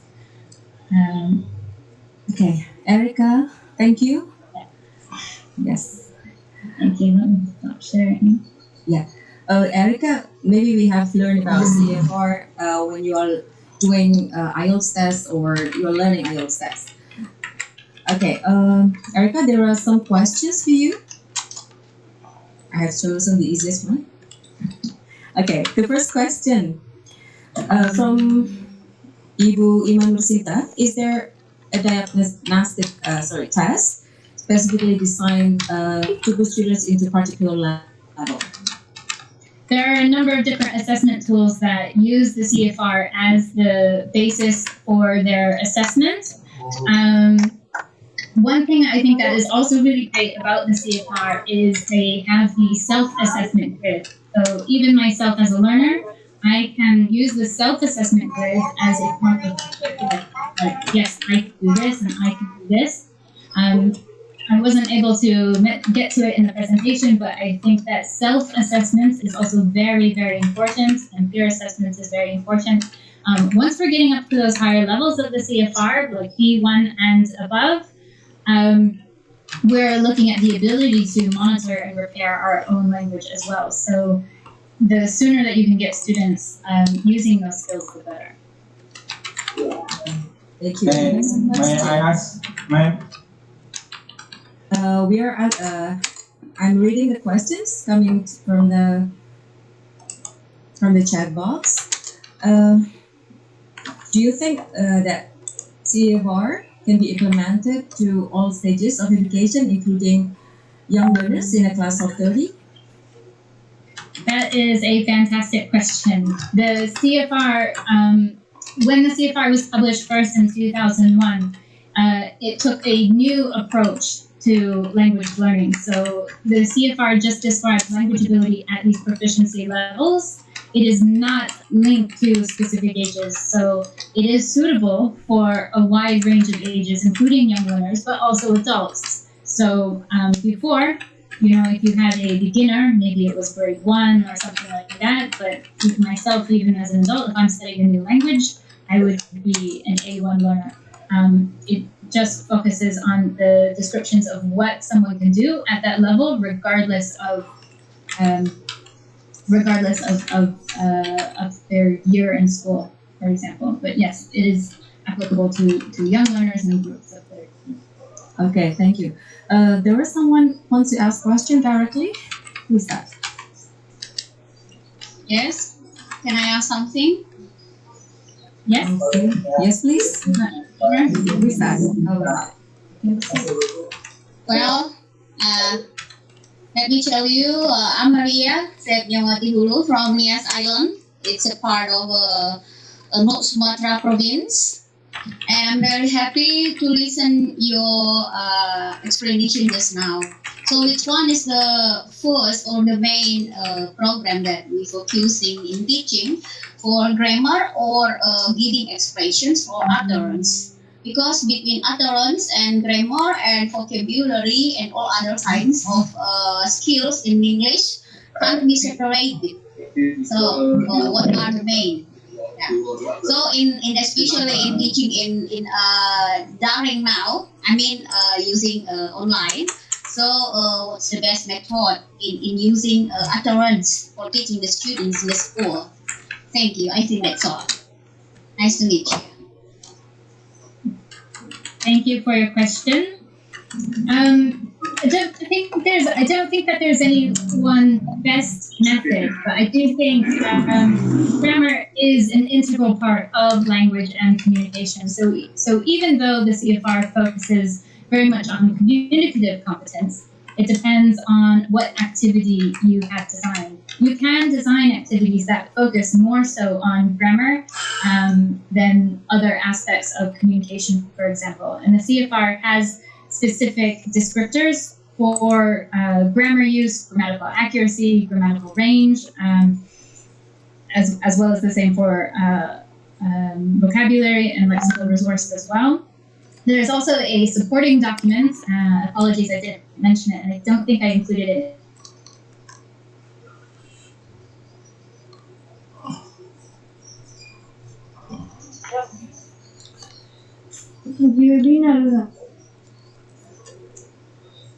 To specific grammar structures at the various levels, right? So we need additional documents to help identify what language structures and what vocabulary topics are most common at those CFR levels. Apa sih? Okay, thank you, Erica. One more question from Mr. Aceh. Would you please unmute yourself?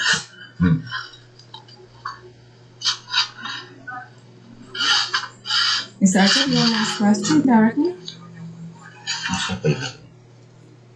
Keluarganya. Okay, he's not here. Okay, itu Pak Ibu kasih. Kasih Bu Faida Adriana. Mana itu yang disebutkan Rebecca? One more question. Mana ini? Ini di sini, yang di sini. Ini stop. Itu ini. Okay, I think dia kan suka siaran langsung. Okay, Iman Risita, please ask question. Unmute yourself. Thank you very much, Ibu ALIEF, for the opportunity. Hello, Erica. Please correct me if I'm wrong. Before you mentioned about Ini aku pakai anu giving supaya tidak panas kalau pulang ke sana. Tapi itu kira-kira 25 juta. compared to the Ini saja upahnya 4 juta. Itu kalau dia mau pakai ini perlu. It is the right mahal 30 juta. You know what? Ini cuma tambahkan pelan-pelan belakang. Nggak tak harus The berdiri saja. materials which is on their level, and now we are giving question or assessment which is higher, which is targeting the higher level. What do you think about this? Sorry, can you repeat the first part of your question? I think the connection. All right. If I get it right, before you mentioned that the question we give to our students is higher, is one level higher compared to their current level.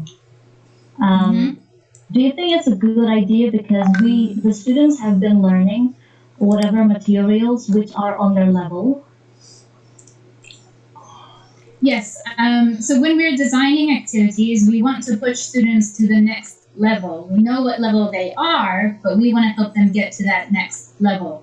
Understanding the descriptors in the CFR are going to help you to do that in a approachable way for students that is not intimidating, right? And so you can also blend different descriptors. So you can combine assessment criteria from, for example, if you have students that are A2 and they're moving into B1, you can have some assessment criteria from the A2 level, from the higher end of A2, and also from the lower level of B1 to kind of ease them into that transition. You don't need to limit yourself only to B1 in that situation. I'm sorry, I think that's all the questions I can take today because I have another commitment. But if there are more questions, perhaps ALIEF can collate them and send them to me via email, and I'll try to respond that way. I know there were a lot of technology issues. Okay, Erica, thank you so much for the presentation and also answering the question. We're glad that we learned something new, that CFR can be applied in Indonesia for all levels and for all skills. Thank you so much, and that's nice to have you now. See you next time. Thank you very much. Bye.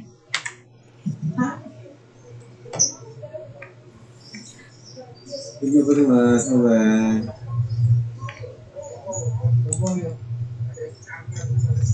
Okay, Bapak Ibu, now we're going to have the next speaker. In this session, I'd like to invite Mr. Christian PUGUH. He will be talking about online learning. So without further ado, please welcome Mr. PUGUH. Yeah, thank you, Bu ALIEF. Okay, everybody, before we start, okay, so I'd like to highlight something first, okay. First, don't worry about the link for your absences and then materials and so on, yeah, because again, you're gonna get it after the event, after the presentations. You're gonna get all the link and so on. Okay, so let's use the chat box or chat room to explore things. Okay, so that's the first one. Second, I'm going to bring you to a learning journey. So I need you to pay attention from beginning until the end. Okay? Because I'm going to wrap up things. I'm going to ask you to have reflections what we've done from the beginning until the end. So I need your attentions. Okay? Should you have any things to do, please do it now. I give you time. Okay, but we're gonna go through learning journeys from one step to another steps, because by the end of the sessions, basically, we need you're gonna learn the 5-stage models to have effective online learning. Okay, and I want to bring you guys experiencing step by step. Yeah. So again, don't worry about the absences, the link and materials. We're gonna give you the link and the what do you call the materials after the sessions. Okay. Now, so let's start. I'm gonna share things.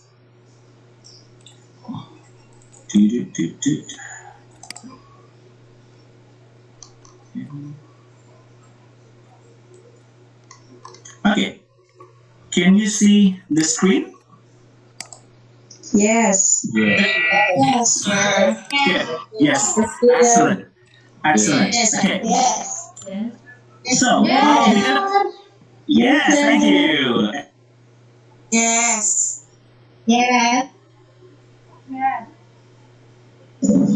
Yes. Okay. You need to unmute. Yes. Yes, thank you. Okay. So,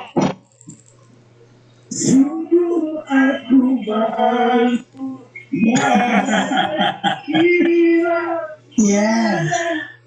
Oh my God. What's happening?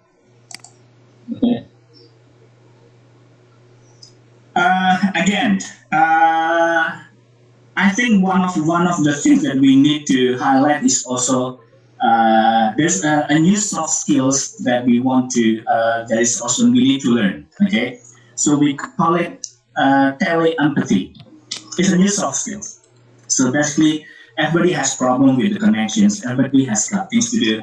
Okay, but we need to have the empathy for those kind of things. Okay, but again, I try my best to bring you guys into the learning experience. Okay, so the first activity. Remember, I'm going to bring you to learning journey. So from the first activity until the end, that's going to be actually a series of events, series of stages. Okay, so the first activity. If you know the answer, okay. So we're gonna play Unnes. Okay, listen carefully. So Unnes, turn your camera on. Everybody, turn your camera on. Excellent. Everybody, turn your camera on. Okay, good. Now, Unnes. Yes. The second one, unmute yourself and greet your new friends on your right, on your left, above, and below. Say hi. Hi,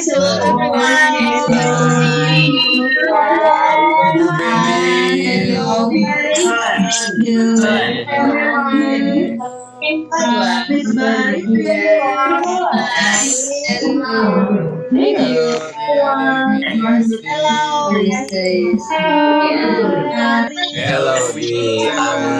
Ya. Hello, Moderator ALIEF.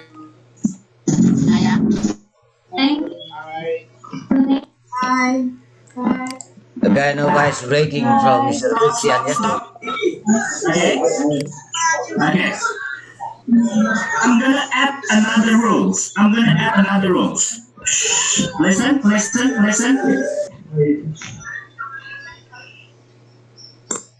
I'm gonna add another rules. Okay.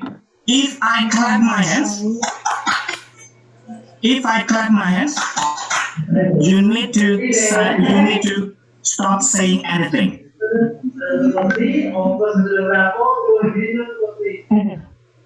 Okay. Again, if I clap my hands, what will you do?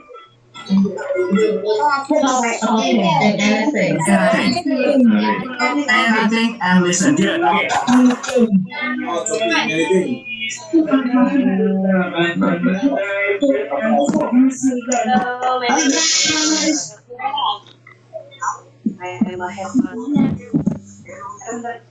It is so crowded. Yes. Only the clap without voice. Without voice. Okay. I want you to rename your name.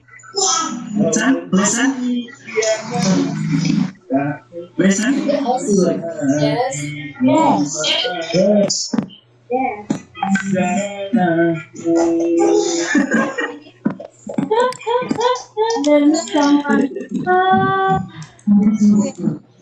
Yes. Okay. Rename your. Okay, I need you to rename your name with positive adjective. Examples. My name is Ann or Christian, and then I'm gonna rename myself with cool Christian. Positive adjective. Good name. Okay, and then you need to rename yourself now. Rename yourself. Name is good thing.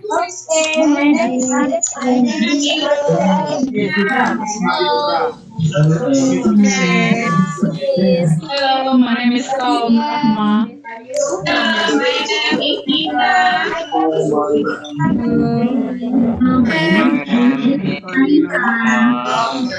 Hi, my name is Dennis. Yes. Oh, good. One by one. Okay. So it's better if you call one by one, so it's not very easy like this.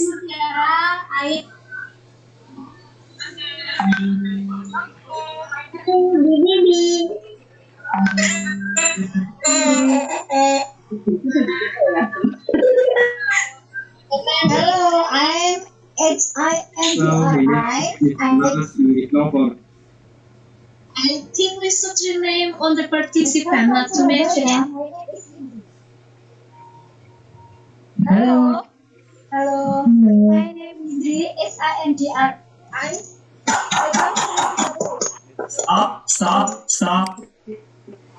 Okay. The first stage, the reasons why I asked you to do 1, 2, 3, 4, and 5, because I want to check whether you know how to use Zoom or not. Okay. Apparently, most of you are not familiar using Zoom. Okay. When I say rename, you can change the name and type your name. You don't need to tell me. I've done it. Yes. Good. So, again. Is the question? Please once again. I don't listen. Okay.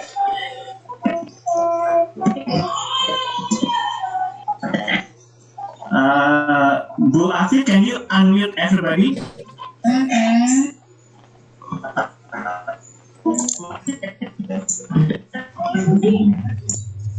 Answer, we cannot unmute everybody. Okay. Listen.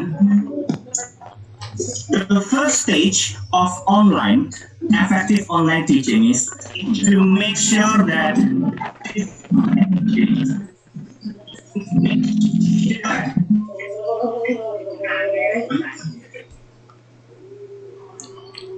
okay. Mute yourself. Okay? Unmute. The first stage of effective online teaching is to make sure that everybody know how to use the platform that you use. I'm using Zoom at the moment, That's the reasons I give you instructions to make sure that you know how to use it. Okay? If you want to use WhatsApp, fine. If you want to use Telegram, okay.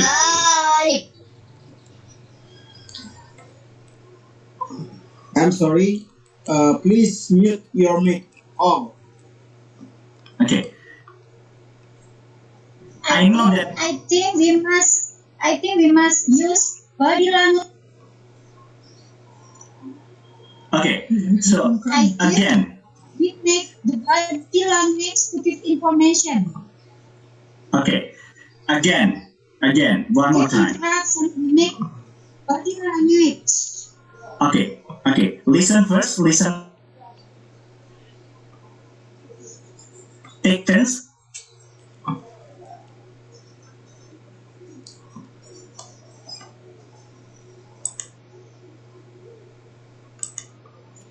Please unmute yourself first.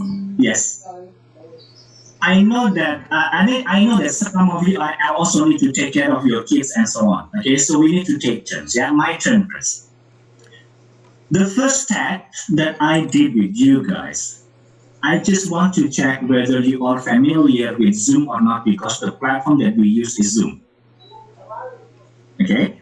The same things. If you want to use WhatsApp, no problem. If you want to use Telegram, okay. If you want to use Meet or whatever it is, fine. But make sure that everybody knows how to use it. Not only the students, but also the teachers. Okay? Because we need to master the platform that we are going to use. We need to be able to maximize the platform that we need to use later on.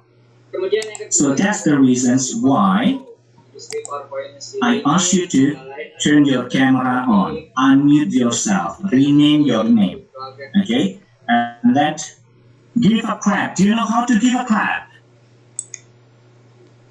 Okay, yes, good read. That's gonna be directly, but can you give virtual clap using the Zoom?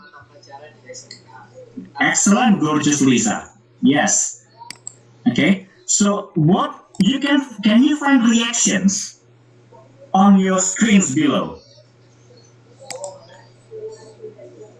You can click the reactions and then you can choose the clap. Okay. Now the same things. Can you give a thumb?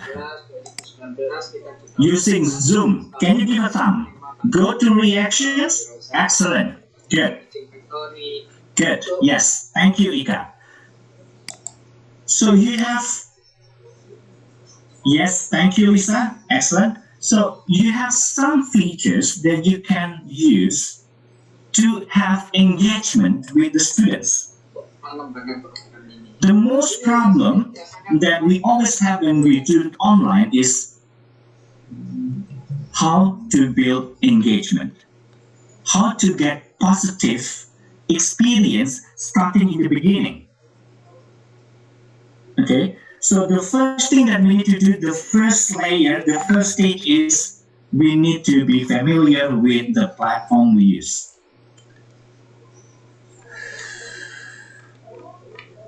Can you type in the chat box and answer the questions? Are you ready? Use the chat box. Type it. Are you ready? Yes or no? Can you type there the answers?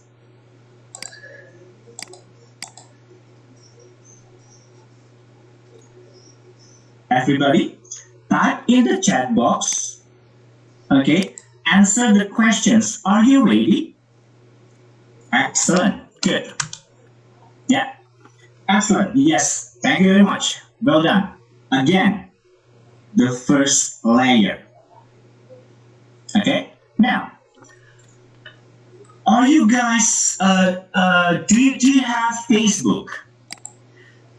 Give a thumb if you have it. Give a thumb if you have it. Do you have a Facebook? Give a thumb if you have it.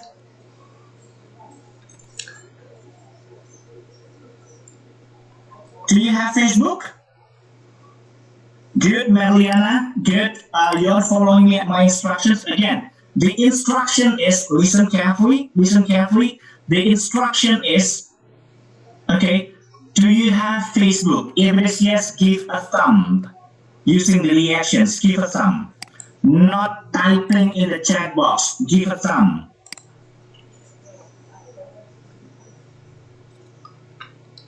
Good, Deepa, excellent. Again, I need to make sure that my instructions is also clear. Okay? What I want you to do, if you have the Facebook, give a thumb reactions, not typing yes.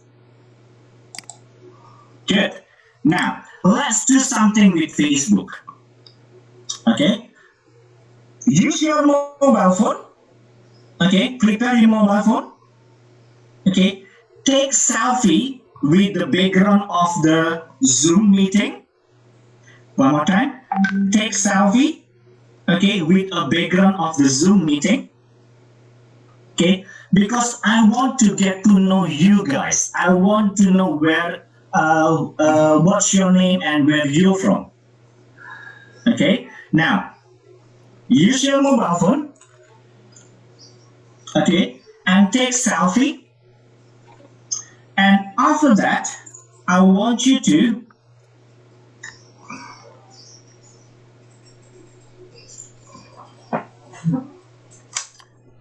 I'm going to share the link in the chat room and you're going to go to my Facebook account. Okay, upload the picture, your picture.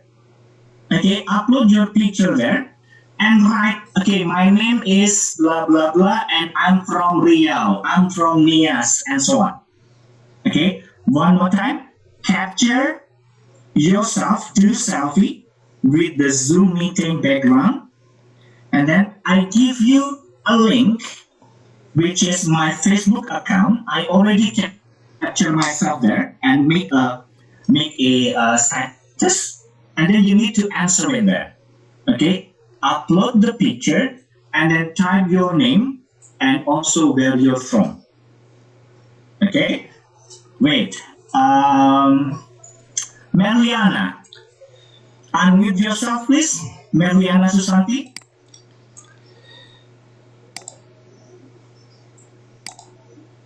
Mariana Susanti, can you unmute yourself? All right, yes I do. Okay, so Mariana, what do you need to do? Sorry, pardon? What do you need to do? I need to take my selfie, a photo of my selfie, that's right? First take selfie, and then what after that? What's after that? After you take selfie, what do you do? I have to send it to the link that you have sent to me later. You will send to me later. Yes, good. Right. I'm sending to chat box now.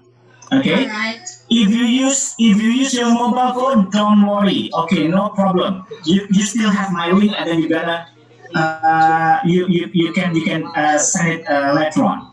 Okay. Again, I'm gonna send the link, and I give you 3 minutes to upload and introduce yourself. Okay. All right. Hopefully, I can do it. Okay. Check the chat box. I already sent the link. Everybody, click the link and then upload your photos and introduce yourself. What's your name and where are you from? All right. Okay. Excellent. I got already someone sending me.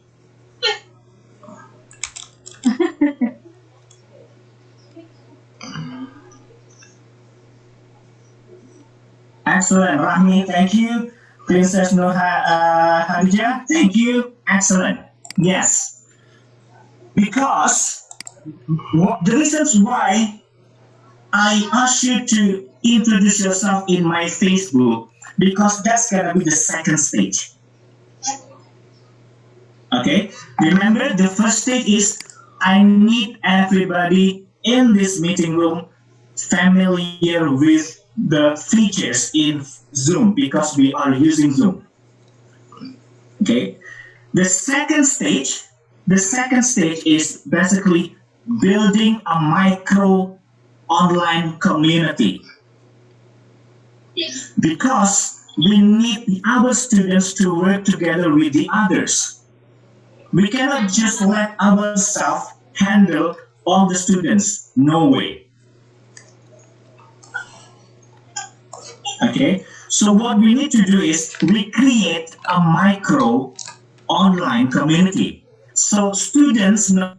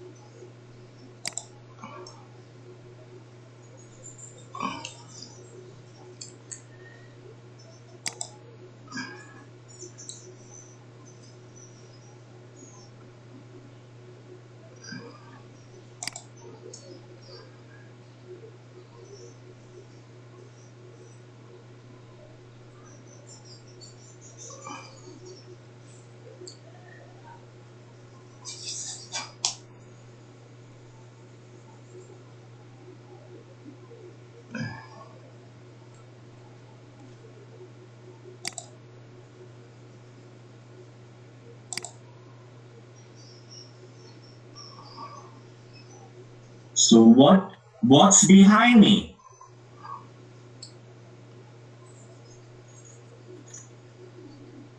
Building. Yes, Yano, can you be more specific? What kind of buildings we have? Landmarks. Landmarks. Okay, can you be specific the name of the landmarks or the building? Ben? Yes. Big Ben? Big Ben. Okay, good. Excellent. Where is it, Big Ben?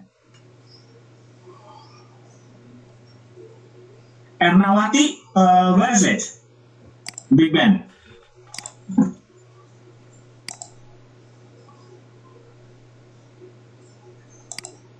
Yep. Tourism object, towers, Paris. Okay. Excellent. Again, is it local or abroad?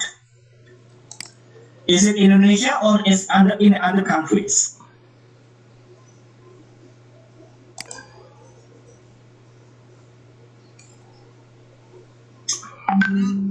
Okay, good. Icon of country, yes. Okay, excellent. Good. Yeah. So it's not in Indonesia, right? It's not in Indonesia. Now, I'm going to share you different things. Okay. Let me change it first.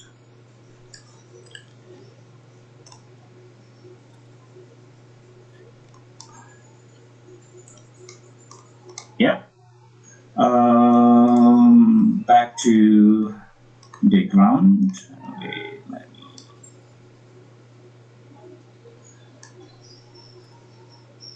Touch mark. Yeah. Now. So I have two pictures. The first one is international brand. Okay. The second one is landmarks in other countries, not Indonesia. Okay. So it should be in a breakout room because again, we don't have the breakout room, so I'm gonna just modify it. Okay. Again, type in the chat box.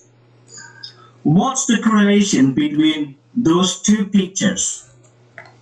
I have two pictures, international brand and the landmark, international landmarks. What's the correlation between those two pictures? Write on the chat box, please.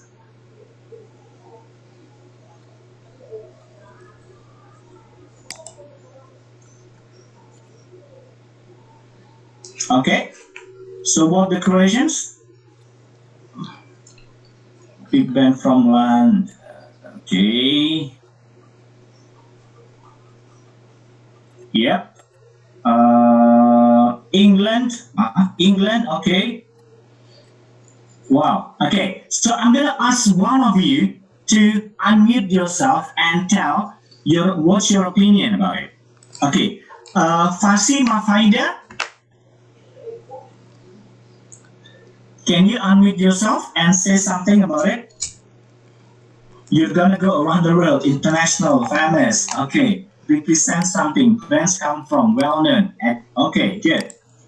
Fasi, are you there? Nope. How about Lestari?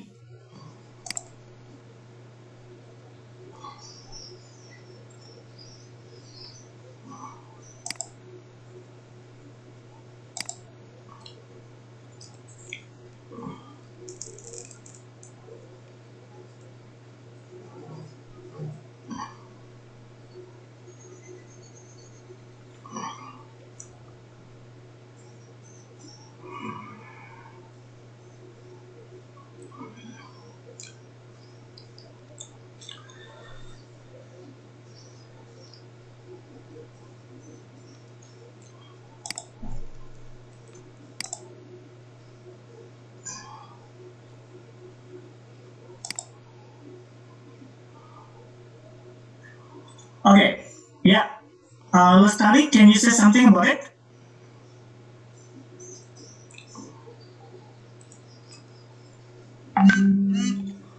Yes, unmute yourself, Lestari. So what's the correlation between those two pictures?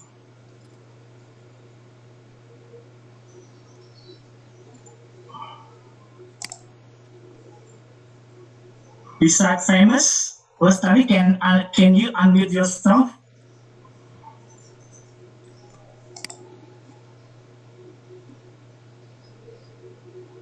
I cannot hear you. I cannot hear you. Okay, anyone volunteer? Can I have someone to volunteer?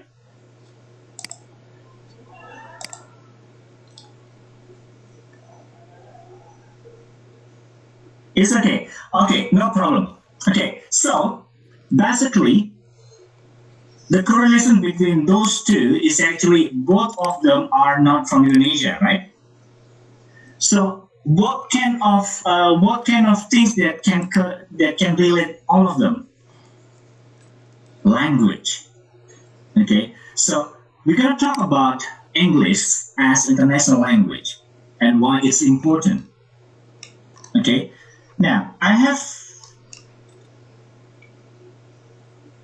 Okay, clear. Yes. Now let's compete each other. If you know the answers, okay, you just directly type the answers in the chat box.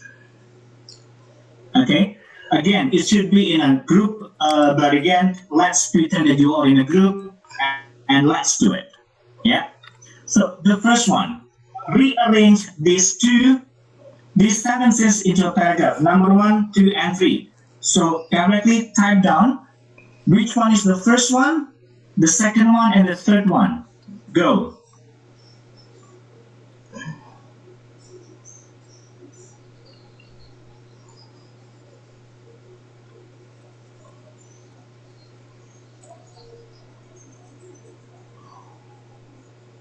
You need to rearrange the jumbled sentences into a paragraph.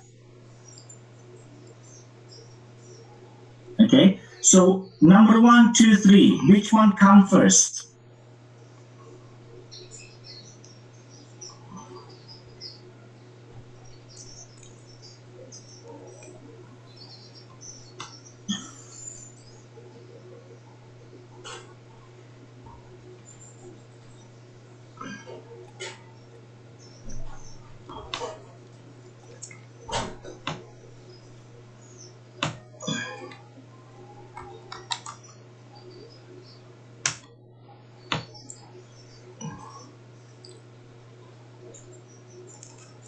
Okay, anyone answer it?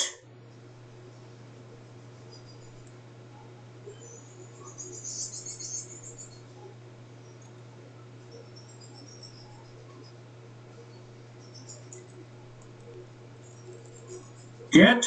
Yep. So the correct one is, let's check together whether you have the correct one or not. Okay. Let's check together. So the correct one is, in this modern era, there are a lot of people who still can speak English. Actually, there are many benefits of learning English. There are 2 reasons why it's important. That's the correct arrangement. Okay, let's move on to the next one. Thank you, Smart Irma. Yes, you don't need to use the annotate, yeah? Okay. Yes. The second one, let's go to the next one.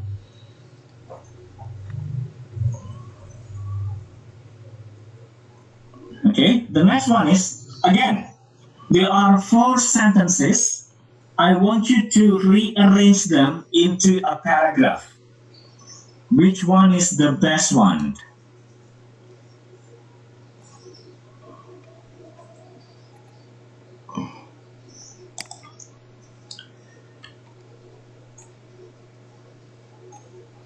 Okay, there are 4 sentences. I want you to rearrange them.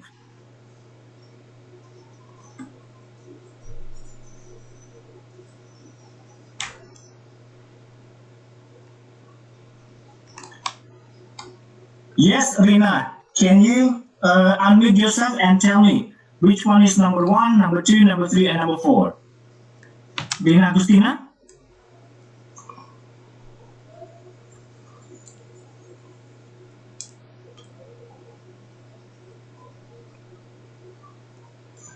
You can unmute yourself. Okay, Yanu, maybe, can you help? Yanu Wikaryanto? Which one is the first sentence, the second, the third, and the fourth, in your opinion?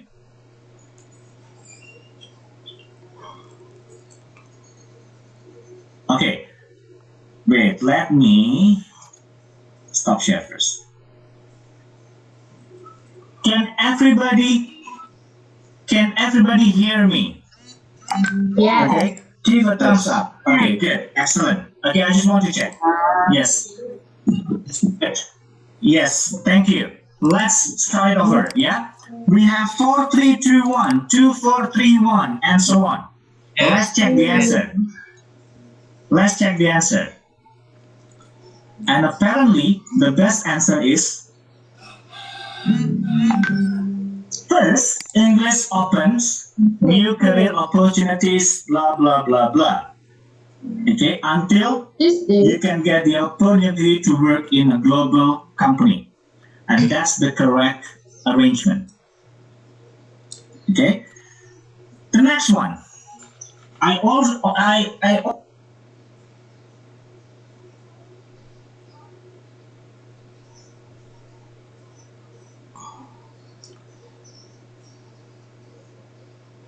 have 4 sentences. Arrange.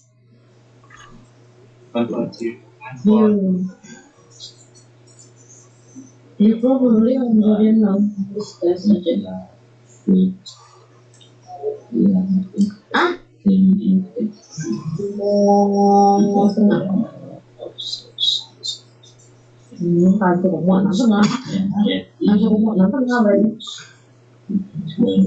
Okay. Are you ready for the answers? So the first one is at number 1, 2, 3, or 4?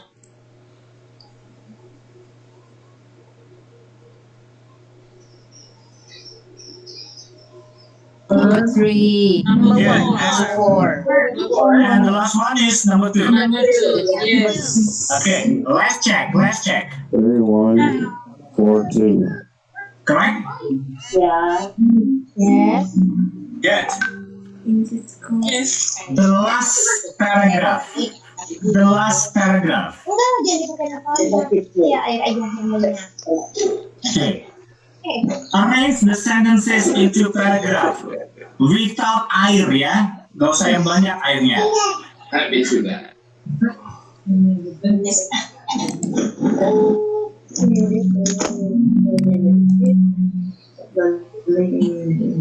Hey, ready? One. So, number 1 is? Number 2.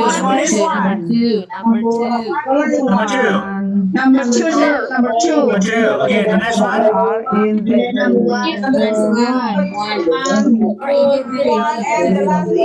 number 3.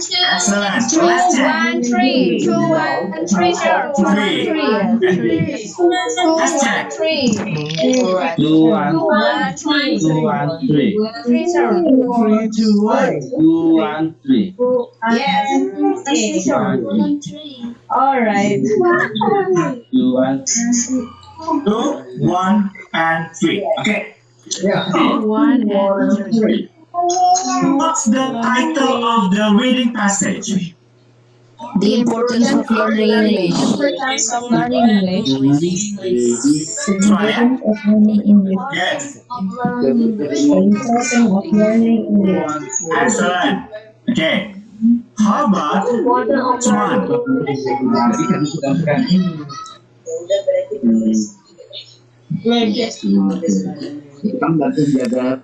Okay. Mute yourself. Mute yourself. Mute yourself. Saya nggak mau kok di masjid. Nah kita bikinnya bisa di masjid, gue kesini. Begitu. Terus katanya tertahu. You read Importance yourself. of learning English. Okay. The Thank you. importance of learning English. Yes. Thank you. Okay.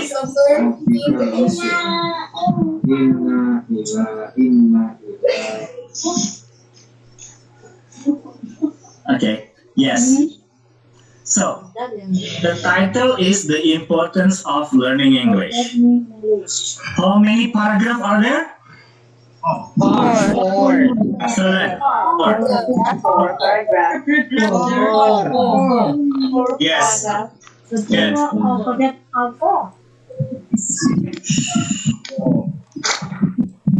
What's the function of the first paragraph?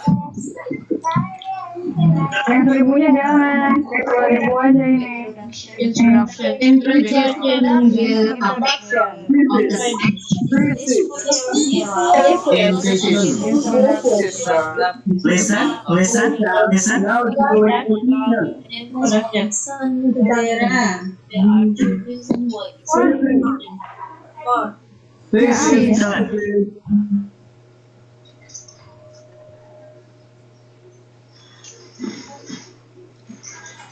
Introductions of the paragraph. Good. So we have introductions, we have body, and the last one is? What's the last one? Conclusion. Good. Now, what is important in the introduction? How many reasons did the writer put in the reading text? Two. Exactly. First, second, right? And then the writer also put it here. What do you call this one? Here are two reasons why it's important. What do you call it one? You call it thesis statement. What's the function of thesis statements? Is the main idea of the whole reading passage or reading text. Because here, the thesis statement mentioned, here are two reasons why it's important. What is it?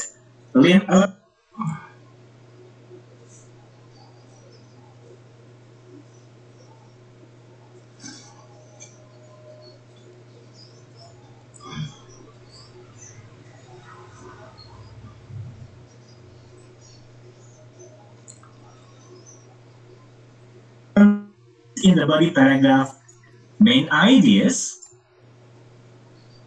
and supporting details. Introductory, thesis statements, the main idea of the whole reading text. First body paragraph, we have main idea as the main information or as the topic sentence of the paragraph and the details. What is the main idea? English opens new career opportunities. And then the details, supporting details. Many companies need employees who can communicate, blah, blah, blah, blah. You can get the opportunity to work in global company. Supporting details, supporting why English opens new career opportunities. Second paragraph, the main idea is English test can get you into schools. And then the supporting details talking about how English tests help you go to international school or school in other countries. Okay. How about in the conclusions? What do you have there? You have the restatement of the thesis statement. What is the thesis statement? Here are two reasons. How about this one? Oh, the two reasons above help us to believe that English is important. Restatement. Okay. What do we call this kind of text? Exposition. Analytical exposition. Analytical exposition, exactly. Okay, because you give reasons why your idea or your belief is the correct one. What is the writer belief? There are two reasons why it's important. What are the reasons? English opens new career opportunities and English test can get you into schools. Okay, now I'm gonna give you time. Okay, so let me close this one first. So you need to have, again, introductions, body, conclusions. Right? Introductions, you must have a thesis statement. Body, you must have main idea and supporting details. Conclusions, you need to have a restatement of thesis statement. Okay. After this, I'm gonna give you a case study. Okay. I'm gonna send a PDF or electron, or maybe I have the pictures. Okay, and then analyze the reading text, whether they have intro, body, conclusion, whether they have thesis statement, main ideas, supporting details, and restatement of the thesis statement. Okay, so I'm gonna send to the chat box. Wait, Alif, can you help me to send the PDF to the participants in the chat box?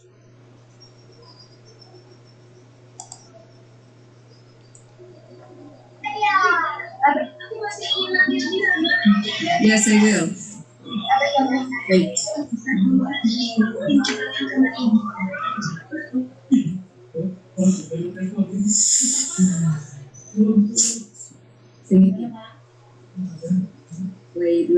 Wait.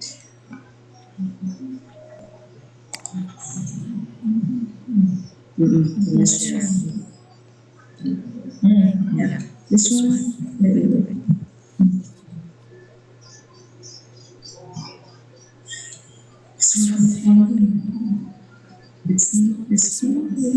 Stop responding? No worries, no problem. I have the backup plan. Don't worry. So pictures. Let me check.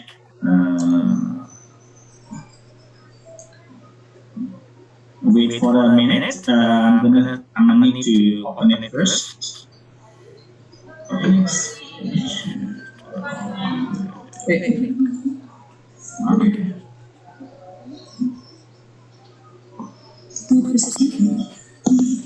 Yeah, it's okay, Bu. Let me share screen first. Can you see the screen? Not yet. Not yet, sir.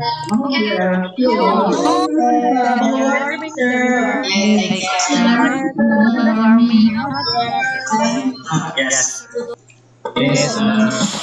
Okay, let me give you time. Thank you. I'll give you time. Yeah. Okay. Analyze the reading text. Can you find the introductions, body, and conclusions? Yes or no? Yes.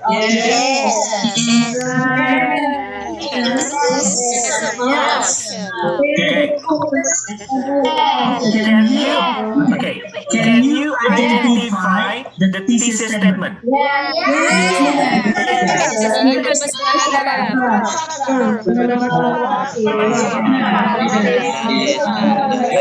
Paragraph or sentence. Paragraph is Okay, stop. Okay, let me finish first. Okay, my turn. Okay, my turn. Everybody mute yourself. Everybody mute yourself. Thank you. Yeah. So yes, we have body introductions. Introductions, body, and conclusion. Good. And then the one that I underlined. Okay, just type in the chat box. Is it the thesis statement or not?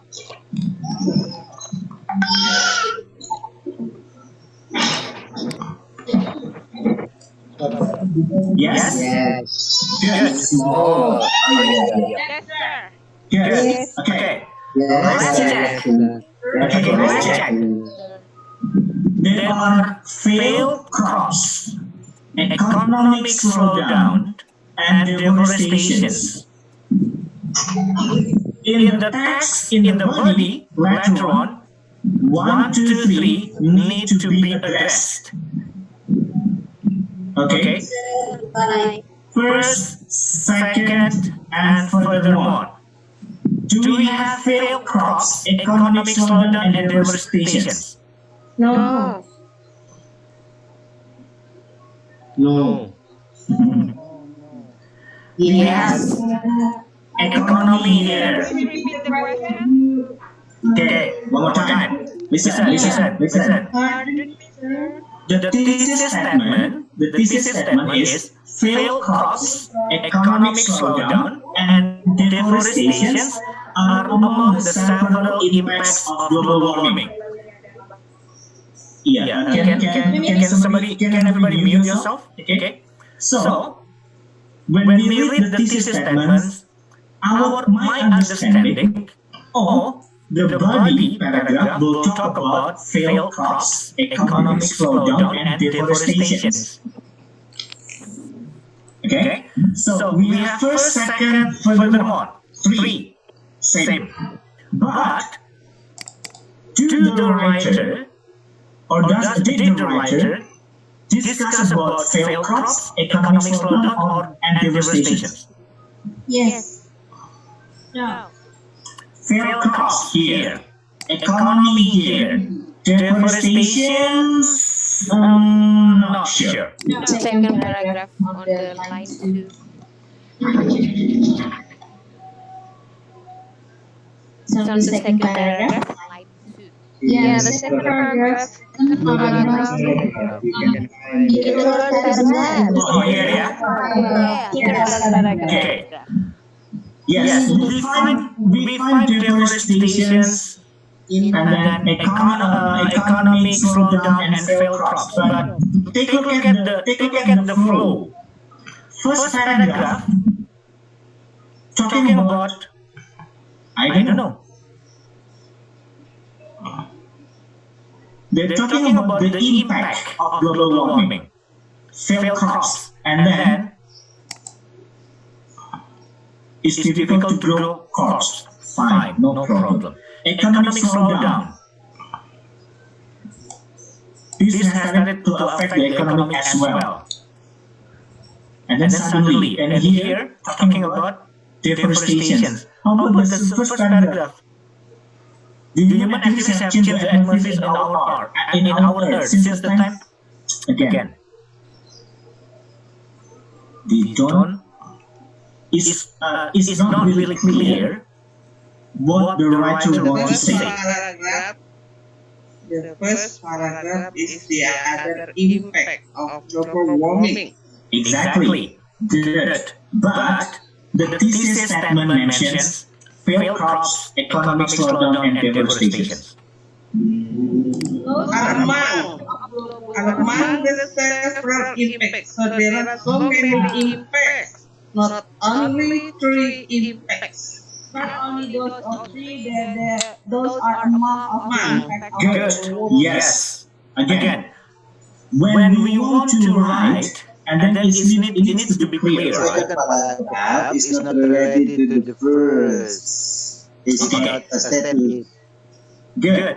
Exactly. Yeah. So again, wait. Let me finish. Okay.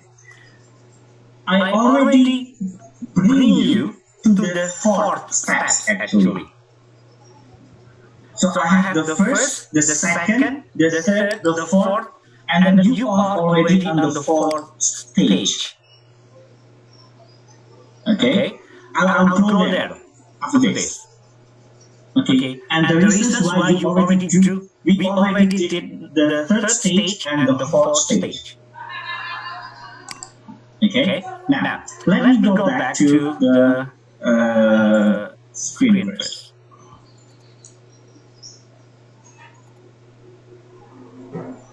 Oh, not this one. Sorry. I need my PPT. So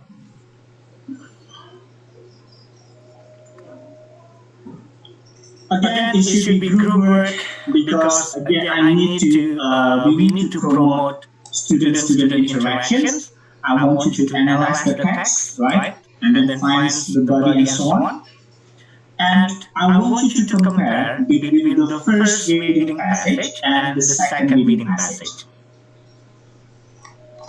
Okay. And then again, what's the difference between the first and the second?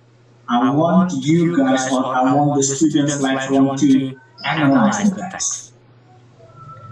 And later on, this is going to be the last one, but let's go through this one first. So, the five-stage model.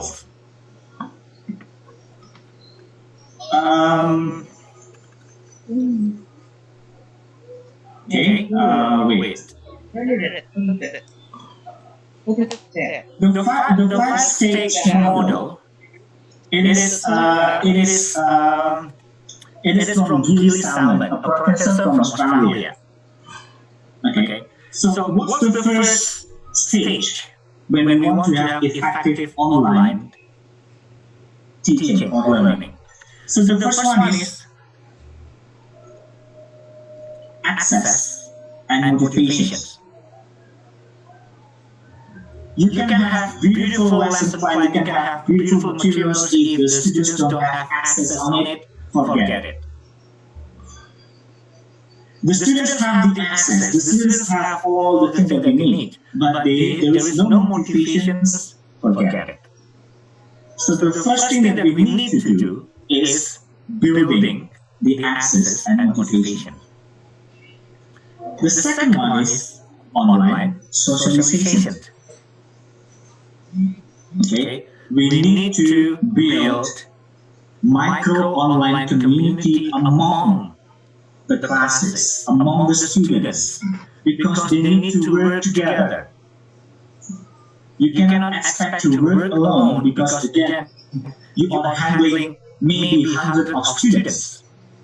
So we need to create a collaborative environment where they can help each other.